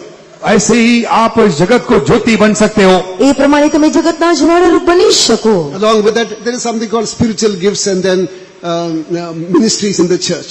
उसके अलावा कलीसिया में कई आत्मिक वरदान और कई सेवकाइयां हैं। અથવા તો તે સિવાય મંડળીમાં આત્મિક કૃપાદાનો તથા આત્મિક સેવાઓ છે. Now it is a sad thing that spiritual gifts are not operating at all. और ये seldom operate. अभी ये दुख की बात यह है कि आत्मिक वरदान जो है वो कई जरूरत के अनुसार नहीं लेकिन बहुत ही काम में आता है या प्रज्वलित किए जाते हैं। આત્મિક કૃપાદારો મંડળીમાં જરા પણ કાર્ય ન કરે તે વ્યવસ્થામાં દેખાય છે. One day a senior believer was complaining about the Bangalore ministry. एक बार एक पुराना विश्वासी था जो आकर बेंगलुरु सेवकाई के बारे में कंप्लेन या शिकायत कर रहा था। એક સમયે વરિષ્ઠ વિશ્વાસી બેંગ્લોરની સેવા વિશે તેઓ ફરિયાદ કરી રહ્યા હતા. Pastor, do you know in our assembly there is no prophecy at all? Pastor ji, हमारे कलीसिया में भविष्यवाणी होती ही नहीं है, ये आपको मालूम है क्या? પાસ્ટરજી, અમારી મંડળીમાં કોઈ ભવિષ્યવાણી થતી નથી, શું તમે જાણો છો? Everything must change. Everything must change. सब बातें बदलनी चाहिए, सब बातों को बदलाया जाना चाहिए। દરેક વાતો બદલાવી જોઈએ. Some believers believe the prophecy more than the messages, you must understand. कई विश्वासी लोग भविष्यवाणी पर संदेश से ज्यादा विश्वास करते हैं। ઘણા બધા વિશ્વાસી સંદેશા કરતા ભવિષ્યવાણી પર વિશ્વાસ કરે છે. Even if the servant of God gives the message from the heart of Jesus also, they will not believe that much. They want a person to prophesy, thus saith the Lord. That they believe more. यीशु मसीह के दिल से निकाल कर प्रचार परमेश्वर का दास करने से भी उस पर विश्वास नहीं करेंगे, लेकिन एक भविष्यवाणी होगी कि परमेश्वर यूं कहता है कर उस पर ज्यादा विश्वास करेंगे। અને જો એક પ્રભુનો સેવક પ્રભુ ઈસુની પાસેથી તેના હૃદય પ્રમાણે એક સંદેશો આપવા છતાં તેઓ તેની પર વિશ્વાસ કરતા નથી, પરંતુ જો એક સેવક ભવિષ્યવાણી કરશે અને પ્રભુ એમ કહે છે તો તેઓ વધારે વિશ્વાસ કરે છે. Fourth, चौथी बात, ચોથું, power of resurrection. पुनरुत्थान की सामर्थ। પુનરુત્થાનનું સામર્થ. When we turn to the book of Acts chapter 9 verses 27 to 29. प्रेरितों के काम 9वें अध्याय के 27 से 37 to 39. 37वें वचन से 39वें वचन तक जब हम पढ़ते हैं, પ્રેરિતોના કૃત્યો 9મો અધ્યાય 37મી કલમથી 39મી કલમ સુધી વાંચતી વેળાએ There we see the power of resurrection. यहाँ हम पुनरुत्थान की सामर्थ को देखते हैं। અહીં આપણે પુનરુત્થાનના સામર્થ્યને જોઈ શકીએ. તે સમયે તે માદી પડીને ગુજરી ગઈ અને તેઓએ તેને નવડાવીને મેડી પર સુવડાવી. હવે લોદ યાફા પાસે હતું, તેથી પીતર ત્યાં છે એવું સાંભળીને શિષ્યોએ બે માણસને તેની પાસે મોકલીને એવી આજીજી કરી કે અમારી પાસે આવવાને તું ઢીલ કરીશ નહીં. ત્યારે પીતર ઉઠીને તેઓની સાથે ગયો અને તે આવી પહોંચ્યો એટલે તેઓ તેને મેડી પર લઈ ગયા. સગડી વિધવાઓ તેની પાસે ઉભી રહીને રુદન કરતી હતી અને દોર્કોસ તેઓની સાથે હતી. ત્યારે તેણે જે અગરખા તથા લુગડા બનાવ્યા હતા તે તેઓ તેને દેખાડતી હતી. Praise be to God. प्रभु के नाम की स्तुति हो। ઈશ્વરના નામની મહિમા થાવ. Here we see a lady, she is dead. यहाँ पर एक औरत जो मर चुकी है उसके बारे में हम यहाँ देखते हैं। અહીં આપણે એક મરણ પામેલી સ્ત્રી વિશે જોઈ શકીએ. We are reading from the book of Acts chapter 7, Acts chapter 9 verses 37 to 39. हम प्रेरितों के काम 9वें अध्याय के 37वें वचन से 39वें वचन तक पढ़ रहे हैं। અહીં આપણે પ્રેરિતોના કૃત્યો 9મો અધ્યાય 37મી કલમથી 39મી કલમ સુધી વાંચી રહ્યા છીએ. All stopped, no pulse. They wash her body and then put her in the upper room. उन्होंने सारे काम बंद कर उनको उसके मुर्दे शरीर को धोकर उन्होंने अटारी में लाकर रख दिया। અને તે મરણ પામવાને કારણે તેના દરેક કામોને કરીને તેને ઉપરની મેડીમાં લઈ જઈને મૂકી. Now Peter goes there. वहाँ पतरस जाता है, અને પીતર ત્યાં ગયો. In the name of Jesus, यीशु मसीह के नाम में પ્રભુ ઈસુ ખ્રિસ્તના નામમાં get up. उठ जा। ઉઠ. So in the upper room there is power of resurrection. इसीलिए अटारी में वहाँ पुनरुत्थान की सामर्थ उतर कर आई। અને ઉપરની મેડીમાં પુનરુત્થાનનું પરાક્રમ કાર્ય થયું. Jesus says, I am the resurrection and the life. यीशु मसीह कहता है कि मैं ही पुनरुत्थान और जीवन हूँ। પ્રભુ ઈસુ ખ્રિસ્ત કહે છે કે પુનરુત્થાન તથા જીવન હું It has છું. got a spiritual meaning, it has got a physical meaning also. उसके लिए एक आत्मिक अर्थ साथ ही साथ एक भौतिक अर्थ भी है। અને તેની સાથે આત્મિક અર્થની સાથે ભૌતિક અર્થ પણ છે. In one of our faith homes, हमारे एक प्रीतों में અમારા એક વિશ્વાસ ભવનમાં a lady died leaving behind few small children. कई छोटे बच्चों को रख छोड़ के एक स्त्री का मौत हो गया। નાના બાળકોને મૂકીને એક સ્ત્રીનું મૃત્યુ થયું. Husband fell before that pastor. पति आकर वो पास्टर जी के सामने गिर पड़ा। અને પતિ આવીને પાસ્ટરની સામે પડી ગયો. Pastor, somehow I want my wife back. हे पास्टर जी, मुझे कैसे न कैसे अपनी पत्नी वापस चाहिए। પાસ્ટરજી ગમે તે રીતે મને મારી પત્ની All જોઈએ. dead, everything. So they were preparing for the burial. वो तो मौत या उसका मौत घोषित किया गया, वे उसके दफन की क्रियाओं का शुरुआत कर रहे थे। અને તેઓને મોત જાહેર કરવામાં આવ્યું અને દફનની માટે તૈયારી કરી રહ્યા હતા. Without, I've got small children. Who will take care of these children? वो पति आकर कहने लगा, मेरे लिए छोटे बच्चे हैं, इनका ध्यान कौन रख पाएगा। પતિ આવીને કહે છે કે મારી માટે નાના બાળકો પછી કોણ તેની સંભાળ રાખશે? Pastor prayed. पास्टर जी ने प्रार्थना किया, પાસ્ટરજીએ પ્રાર્થના કરી. Immediately she opened her eyes. तुरंत उस स्त्री ने आंख खोल दी। તરત જ તે સ્ત્રીએ પોતાની આંખો ઉઘાડી. We don't advertise these things outside. इन बातों का प्रचलन हम बाहर नहीं करते हैं। અને અમે આ વાતોને બહાર જાહેર કરતા I નથી. can mention about so many things, also few examples like that. ऐसे कई उदाहरण बोलने के लिए हैं। આવા ઘણા બધા ઉદાહરણો કહેવા માટે છે. There was a young boy in Bangalore. Bangalore में एक जवान लड़का था। એક બેંગ્લોરમાં એક જુવાન છોકરો હતો. Her older sister had died standing for divine healing. और उसका जो बड़ी बहन है वो ईश्वरीय चंगाई में खड़े रहकर वो भी मर गई। તેની મોટી બહેન ઈશ્વરીય સાજાપણા માટે ઉભા રહીને મરણ પામી. Now he was the only child. अभी अकेला बच्चा बचा हुआ है। હવે તે એકનો એક બાળક હતો. Mother had to face so many problems in her office because of that. माता जी को अपने ऑफिस में उसके वजह से कई तकलीफें उठानी पड़ी। અને તેને કારણે તેની માતાને દફતરમાં ઘણા બધા મુશ્કેલીઓને વેઠવી પડી. Now this boy became sick. अभी यह लड़का भी बीमार पड़ गया। હવે તે બાળક માંદું પડ્યું. His condition was so bad, blood started to ooze from his eyes. उसकी हालत इतना गंभीर हो गया कि उसकी आंखों में से खून बहने लगा। હવે તેની અવસ્થા એટલી ગંભીર બની કે તેની આંખોમાંથી રક્ત વહેવા લાગ્યું. Mother was also shaken. उनकी माता जी भी देखकर हिल गई। અને તેની માતા પણ કાંપવા લાગી. She approached him and said, "Child, shall we go to the hospital?" वो जाकर लड़के से पूछी, बच्चे क्या हम अस्पताल जाएं? અને તેણે જઈને પોતાના દીકરાને પૂછ્યું કે શું આપણે દવાખાને જઈએ? He was a little boy, maybe about 8 or 10 year old. 8 या 10 साल का उम्र का एक छोटा लड़का था। અને તે બાળક 8 અથવા 10 વર્ષની ઉંમરનું હતું. You know what was the reply he gave? उस लड़के का जवाब सुनना चाहोगे? અને તે બાળકે કયું પ્રત્યુત્તર વાળ્યું? Mother could not believe. माता जी भी विश्वास कर नहीं पाई। માં તેની પર વિશ્વાસ કરી શકી નહીં. "Mummy, are you not ashamed to ask me to go to the hospital?" Mummy अस्पताल जाने की पूछताछ आप मुझसे कर रही है, आपको शर्म नहीं आती? હે માં, તું મને દવાખાને લઈ જવા માટે કહેતા શરમ લાગતી નથી? One more sentence he added. उससे साथ और एक बात उसने जोड़ दिया। તેની સાથે તેણે બીજી એક વાત કહી. "Don't you know that there is life in the dead bones?" मरे हुए हड्डियों में भी जीवन है, ये बात आप नहीं जानते हो क्या? શું તું जानती નથી કે મરેલા હાડકામાં જીવન છે? He was quoting from the book of Ezekiel chapter 37. एजेकियेल 37वें अध्याय में से वो बोल रहा था। હજકીએલ 37માં અધ્યાયમાંથી તે કહી રહ્યો હતો. "Oh bones, hear the word of God." ए हड्डियां परमेश्वर के कलाम सुन ले। હે હાડકા, તમે ઈશ્વરનું વચન સાંભળો. He told her, "Don't you know that there is life in the dead bones?" वो लड़का उस माँ से कहता है कि तुम नहीं जानती हो कि उस हड्डियों में भी जीवन होता है। અને તે બાળક પોતાની માને કહી રહ્યું હતું કે શું તું જાણતી નથી કે મરેલા હાડકામાં જીવન હોય છે? The meaning was, I'm far better than that. I'm far better than that. I will not come to that stage now. उस लड़के का सवाल का मतलब ये था कि मैं उस सुखी या मरे हुए हड्डियों से बेहतर हालत में हूँ। અને તે બાળકનો પ્રત્યુત્તર વાળવાનો ઉત્તર એ હતો કે તે સુખ હાડકાની અવસ્થા કરતા હું વધારે સારો છું. That word which came out of his mouth revived him. उसके मुंह से निकले हुए वचन उसी को जिला दिया। તેના મુખમાંથી નીકળેલા વચને તેને જીવાડ્યો. He is alive today, overweight, is father of 2 children. आज भी वो जिंदा है, मोटा है और 2 बच्चों का बाप है। આજે પણ તે જીવતો છે, 2 બાળકોનો પિતા છે. The power of resurrection is working even today. आज भी पुनरुत्थान की सामर्थ्य ताकत काम करती है। આજે પણ પુનરુત્થાનનું સામર્થ્ય તે કાર્ય કરી શકે છે. One more thing, one more instance we see in the book of 2 Kings chapter 4 verses 10. दूसरे राजाओं की किताब 4 अध्याय के 10वें वचन में और एक घटना को देखते हैं। બીજો રાજા 4 અધ્યાયની 10મી કલમમાં બીજા એક બનાવને જોઈ We see શકીએ. about a person called Elisha. Elisha नामक व्यक्ति के बारे में हम देखते हैं। એલિશા નામના વ્યક્તિ વિશે જોઈ શકીએ. There was a room for him in the upper chamber. उसके लिए अटारी में उन्होंने एक कमरा तैयार किया। અને તેઓએ ઉપર એક નાની ઓરડી તૈયાર કરી.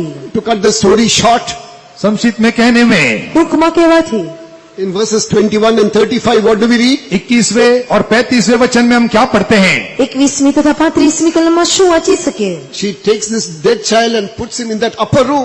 वो स्त्री अपने बच्चे को मरे हुए बच्चे को ले जाकर उस अटारी में छोड़ देती है। અને તે ઉપર જઈને તે બાળકને સુવાડ્યો. Again we see the power of resurrection in that room. वहां पर भी उस कमरे में पुनरुत्थान की सामर्थ्य को हम देखते हैं। અને તે ઓરડામાં ફરીથી પુનરુત્થાનના પરાક્રમને જોઈ શકીએ. Sometimes you may be spiritually dead. शायद अब आत्मिक तौर से मरे हुए होंगे। કદાચ આપણે આત્મિક રીતે મરણ પામેલા હોઈ શકીએ. Sometimes you may be sick, you are about to die, doctors would have written you off. हो सकता है कि आप बीमार हैं, मरने पर है, मरने के तट पर आ गए हैं, डॉक्टरों ने आपका हाथ छोड़ दिया है। કદાચ તમે મરણની બાંધગીની અવસ્થામાં હોઈ શકો, મરણની શૈયા પર પહોંચી ના હોઈ શકો, ડોક્ટરોએ તમારો હાથ છોડી દીધો હશે. Doctors would have given you only 1 month time or 6 months time. डॉक्टरों ने, वैद्यों ने आपको केवल 1 महीना या 6 महीना जीने के लिए दिया होगा। કદાચ ડોક્ટરોએ તમારી માટે 1 મહિનો અથવા 6 મહિના જીવવા માટે રાખ્યા હોઈ It may શકે. be for you, it may be for someone else in your family or someone else, some friends. आपके लिए नहीं, शायद हो सकता है आपके परिवार में कई किसी के लिए हो, या आपके दोस्तों में से किसी के लिए ऐसा हो सकता है। કદાચ તમારા માટે ન હોય તો તમારા કુટુંબમાં કોઈ સભ્યની માટે અથવા તમારા સગાવાલા માટે હોઈ શકે. There is something called power of resurrection. पुनरुत्थान की सामर्थ कहलाने वाली एक बात है। પુનરુત્થાનનું સામર્થ કહેનારી એક વાત છે. Believe in the doctrine of divine healing. ईश्वरीय चंगाई के उपदेश पर विश्वास कीजिए। ઈશ્વરીય સાજાપણાના ઉદ્દેશ પર વિશ્વાસ કરીએ. How long will you be dependent on medicine and injections and scanning and other things?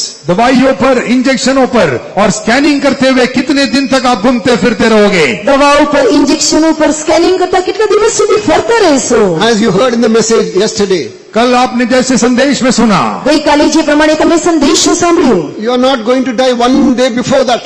एक दिन, आपके नियुक्त दिन से एक दिन भी पहले आपका मृत्यु नहीं होगा। તમારા માટે ઠરાવેલા દિવસથી પહેલા તમે મરણ નહીં પામો. It's only Satan trying to scare you. शैतान आपको डराना चाहता है। શૈતાન તમને ગભરાવવા માંગે છે. What is mentioned in the book of Job chapter 14 verse 5? अय्यूब की किताब 14वें अध्याय के 5वें वचन में क्या लिखा हुआ है? અય્યુબનું પુસ્તક 14મો અધ્યાય 5મી કલમમાં શું લખેલું છે?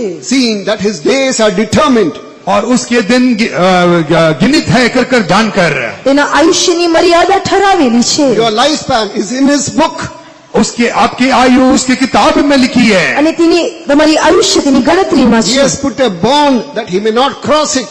उसने एक सीमा रखा है ताकि उसका पार कोई ना करे। તેણે એક મર્યાદા રાખી, કોઈ તેને ઓળંગી ન શકે. When the Lord has put a bond, which doctor can extend it? परमेश्वर ने एक सीमा रखा है तो कौन सा डॉक्टर उसको पार कर पाएगा? અને દેવી એક મર્યાદા ઠરાવી, કયો ડોક્ટર તેને પાર કરી શકશે? You would have heard about the story of Reverend Moody. Reverend Moody के बारे में आपने कहानी सुनी होगी। રેવરન્ડ મૂડી વિશે તમે સાંભળ્યું હોઈ શકે. He became sick. वो बीमार हो गया। તે માંદો પડ્યો. Then doctor said, you are a fool, you are killing yourself, you stop working. Doctor ने कहा कि आप एक मूर्ख हैं, आप काम करना बंद कर दें, अपने आप को मार रहे हो। અને ડોક્ટરે કહ્યું કે તું મૂર્ખ છે, તું પોતાને મારી રહ્યો છે, તારા કામને બંધ કર. To cut the story short, you know what happened? संक्षिप्त में कहूँ तो क्या हुआ आप जानना चाहोगे? અને તે વાર્તાને ટૂંકમાં કહેવાથી શું થયું? That doctor who gave this verdict died the same day. Moody continued for 8 more years. उसी दिन ये कहा हुआ डॉक्टर का मृत्यु हो गया, लेकिन मूडी उसके बाद भी कितने सालों तक जिंदा रहेगा। અને જે ડોક્ટરે કહ્યું તે ડોક્ટર તે જ દિવસે મરણ પામ્યો, ત્યાર પછી પણ મૂડી ઘણા વર્ષ સુધી જીવતો રહ્યો. What do we read in the book of Romans chapter 8 verse 11? Romeo की पत्री 8वें अध्याय के 11 वचन में हम क्या पढ़ते हैं? રોમનોને પત્ર 8મો અધ્યાય 11મી કલમમાં શું વાંચી શકે? If the spirit of him that raised Jesus from the dead dwell in you, he that raised Jesus will quicken your mortal body. यदि उसी का आत्मा जिसने यीशु को मरे हुए में से जिलाया तुम में बसा हुआ है, तो उसी जिसने मसीह को मरे हुए में से जिलाया वो तुम्हारे नश्वर देह को भी अपनी आत्मा के द्वारा जो तुम में बसा हुआ है जिलाएगा। ઈસુને જેણે મોયલામાંથી ઉઠાડ્યો તેનો આત્મા જો તમારામાં વસતો હોય, તો જેને ખ્રિસ્ત ઈસુને મોયલામાંથી ઉઠાડ્યો તે તમારા વસનાર પોતાના આત્માની માથે તમારા મર્ત્ય શરીરોને પણ સજીવન કરી શકશે. Tonight, how many of you are sick? आज रात के समय आप में से कितने बीमार हैं? આજે કેટલા લોકો માંદા છે? Will you lift up your hands? अपने हाथ को उठा सकते हैं क्या? તમારા હાથોને ઉપર કરો. If you believe, if thou wouldst believe, thou should see the glory of God. आप विश्वास करोगे तो प्रभु की महिमा को देखने જો पाओगे। તમે વિશ્વાસ કરશો તો દેવના મહિમાને જોશો. The power of resurrection will touch you right now. पुनरुत्थान की सामर्थ आपको इसी घड़ी अभी छुएगा। પુનરુત્થાનનું સામર્થ તમને સ્પર્શ કરશે. Is there anything too hard for me? He says. वो कहता है कि वो पूछता है मेरे लिए क्या कुछ कठिन અને है? તે પૂછે છે કે શું મારા માટે કઈ અશક્ય છે? I have created your body for my glory. मेरे महिमा के निमित्त मैंने तेरे शरीर को सृजा है। અને મારી મહિમાની ખાતરે તારા દેહની રચના કરી. Today, if you believe this truth, ये सच्चाई पर यदि आप आज विश्वास करोगे, અને જો તું આજે આ સત્ય પર વિશ્વાસ કરશે, today you'll throw all medicines out of your cabinet. आप अपने कबाड़ में से, अपने कमोड में से सारे दवाइयों को आज ही फेंक दे। અને તારા ઓરડામાંથી જો દરેક દવાઓને ફેંકી દેશો। What does the psalmist say? भजन लिखने वाला क्या कहता है? ગીત શાસ્ત્રના રચનાર શું કહે છે? I shall not die, I shall live and declare the works of the Lord. मैं ना मरूंगा बल्कि जीऊंगा और प्रभु की कामों को मैं घोषित करूंगा। અને હું પોતે મરણ પામીશ નહીં, પરંતુ દેવના કામોનું વર્ણન કરતો How many રહીશ। of you believe that verse? Shout hallelujah. जितने लोग उस वचन पर विश्वास करते हैं, हालेलुया पुकारे। જેટલા લોકો તે વચન પર વિશ્વાસ કરે છે, હાલેલુયા કહે। All those who believe in the power of resurrection, shout hallelujah once more. जो पुनरुत्थान के सामर्थ पर विश्वास करते हैं, वे लोग अपने हाथ उठाकर हालेलुया और एक बार જે કોઈ पुकारे। પુનરુત્થાનના સામર્થ પર વિશ્વાસ કરે છે, હાથને ઉપર કરીને હાલેલુયા કહે।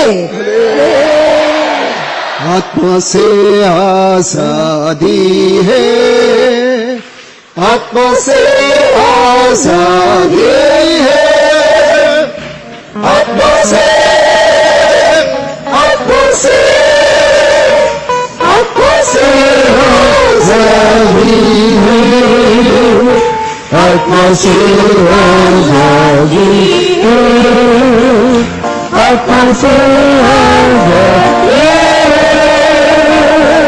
आत्मा से, आत्मा से, आत्मा से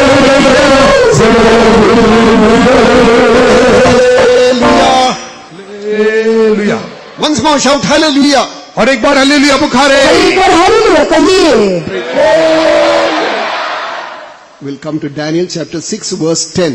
दानियल की किताब 6वें अध्याय के 10वें वचन में हम आए। દાનિયેલનું પુસ્તક 6ઠો અધ્યાય તેની 10મી કલમ આવીએ। We have come to this dispensation now. अभी हम इस युग में आ गए हैं। અત્યારે આપણે આ કાળમાં આવી પહોંચ્યા। Read that verse. उस वचन को पढ़िए। તે વચન વાંચીએ। જ્યારે દાનિયેલે જાણ્યું કે ફરમાન ઉપર સહી કરવામાં આવી છે, ત્યારે તે પોતાને ઘેર ગયો। તેના ઓરડાની બારીઓ તો યરૂશાલેમ તરફ ઉગાડી રહેતી હતી, અને તે અગાઉ કરતો હતો તેમ દિવસમાં 3 વાર ઘૂંટણે પડીને તેણે પ્રાર્થના કરી ને પોતાના દેવની આભાર સ્તુતિ કરી। जब दानियल को मालूम हुआ कि उस पत्र पर हस्ताक्षर किया गया है, तब वह अपने घर में गया, जिसकी उपरोटी कोठरी की खिड़कियां यरूशलेम के सामने खुली रहती थी। Enough, enough. Praise be to God. प्रभु के नाम की स्तुति हो। પ્રભુની મહિમા થાઓ। In Tamil and other languages it is mentioned he went to the upper room. और तमिल और दूसरे भाषाओं में लिखा है कि ऊपरी कोठरी में वो गया। In the original also it is mentioned up. He went up. और वो ऊपर गया कर या अंग्रेजी में भी लिखा हुआ है। અંગ્રેજીમાં તથા બીજી તમિલ ભાષામાં લખેલું છે કે તે ઉપરના ઓરડામાં ગયો। In the original. मूल भाषा में भी ऐसे लिखा है कि वो ऊपर गया। મૂળ ભાષામાં લખેલું છે કે તે ઉપર ગયો। Now a decree signed against him. अभी एक पत्र पर उसके विरोध में हस्ताक्षर किया गया। હવે ફરમાનો પર તેની વિરોધમાં સહી કરી। Everything is going to end now. अब सब बातों का अंत होने वाला હવે है। દરેક વાતો સમાપ્ત થશે। This is what we believe. ये हम विश्वास करते हैं। આપણે શું વિશ્વાસ કરીએ Now છીએ? I am going to be thrown in the lion's den. अभी मैं सिंह के गुफा में डाला जाऊंगा। હવે મને સિંહોની ગુફામાં નાખવામાં આવશે। But what does he do here? लेकिन यहाँ पर वो खुद क्या करता है? પરંતુ અહીં તે શું કરે છે? What does he do here? यहाँ पर वो क्या कर रहा है? અહીં તે શું करे છે? He gave thanks, it is mentioned. यहाँ हम पढ़ते हैं कि वो परमेश्वर को धन्यवाद करता रहा। અહીં તે પ્રભુને ધન્યવાદ કરે છે। Praying is one thing. प्रार्थना करना एक बात है। પ્રાર્થના એક વાત છે। Lord, nothing will happen to me without thy knowledge. हे प्रभु, तेरे जानकारी के बिना मुझे कुछ नहीं होगा।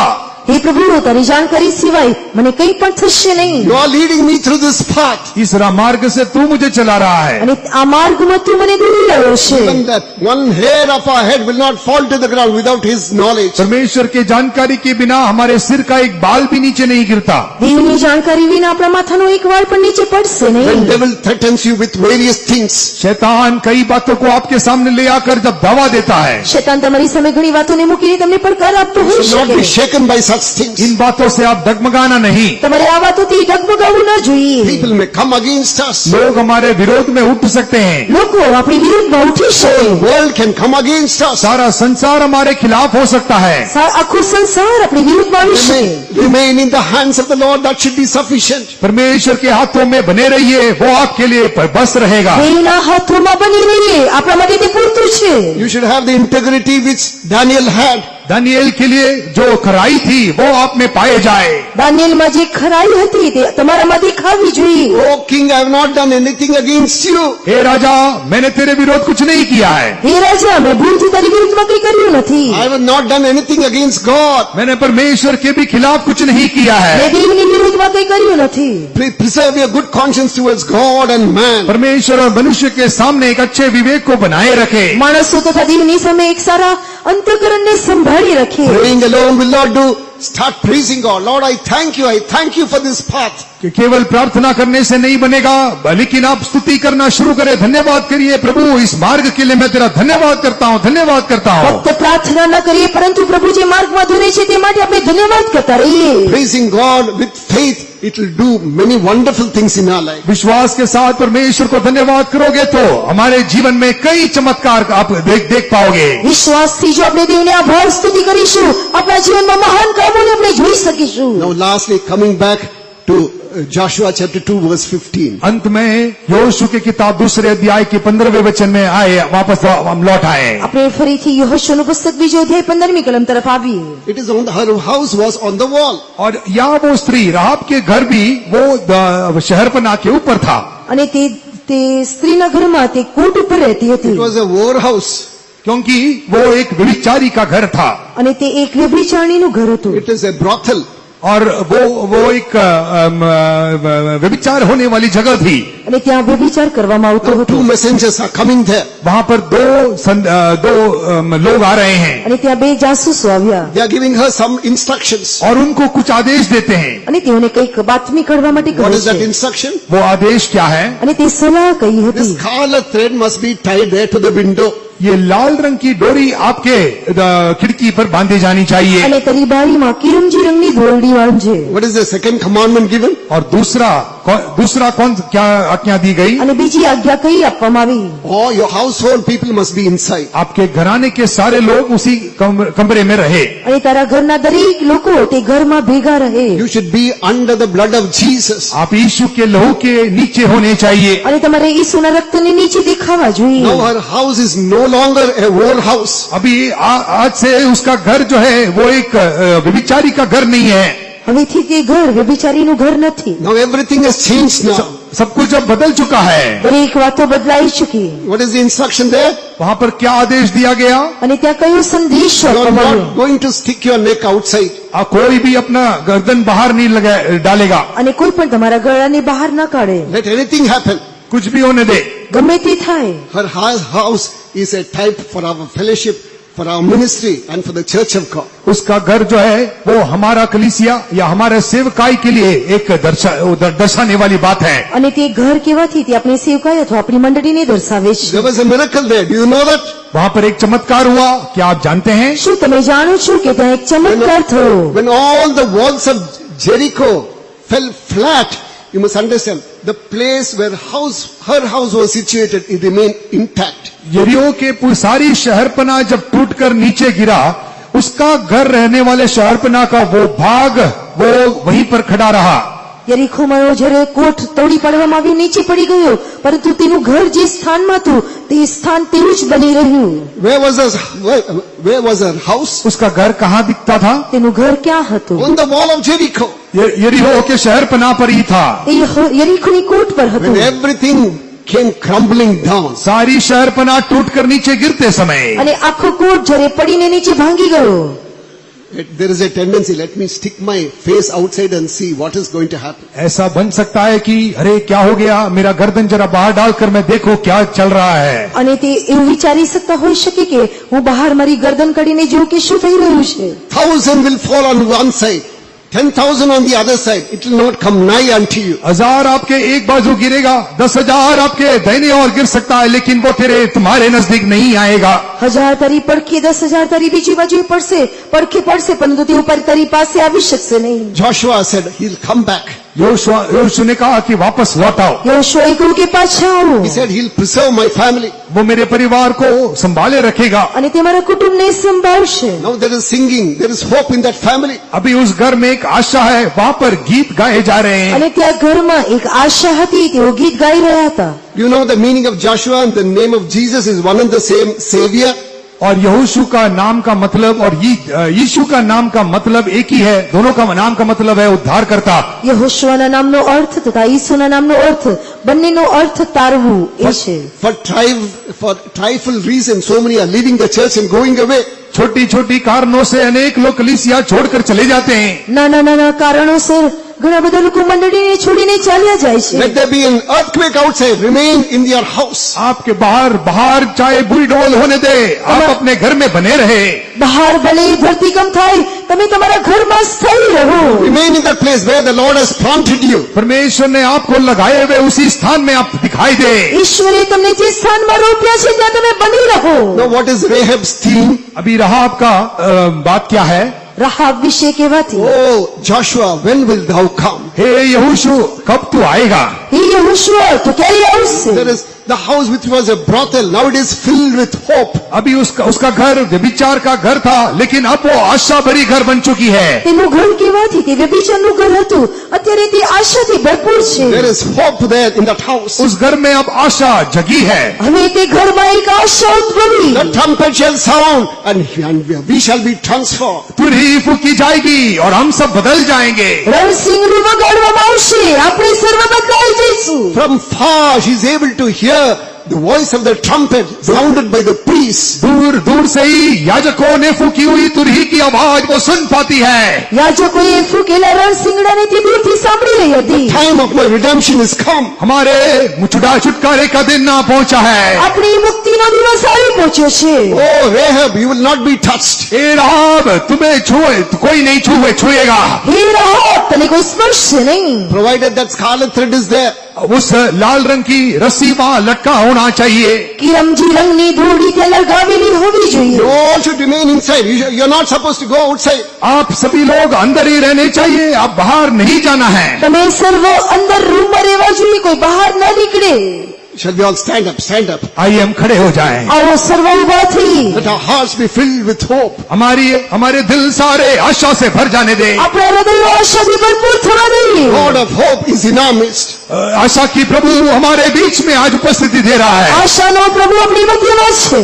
Our good Joshua has promised he will come. एक भला यहोशू ने आएगा करके वायदा देकर गया અને है। એક યહોશુઆ આવશે, તેવું વચન તેણે આપ્યું છે. I will come back again. I will preserve you. मैं वापस आऊंगा, तुम्हें संभाले रखूंगा। હું પાછો આવીશ, તને સંભાળી રાખીશ. Shall we all close our eyes? आइए हमारे आंखों को हम बंद करें। આપણી આંખોને આપણે બંધ કરીએ.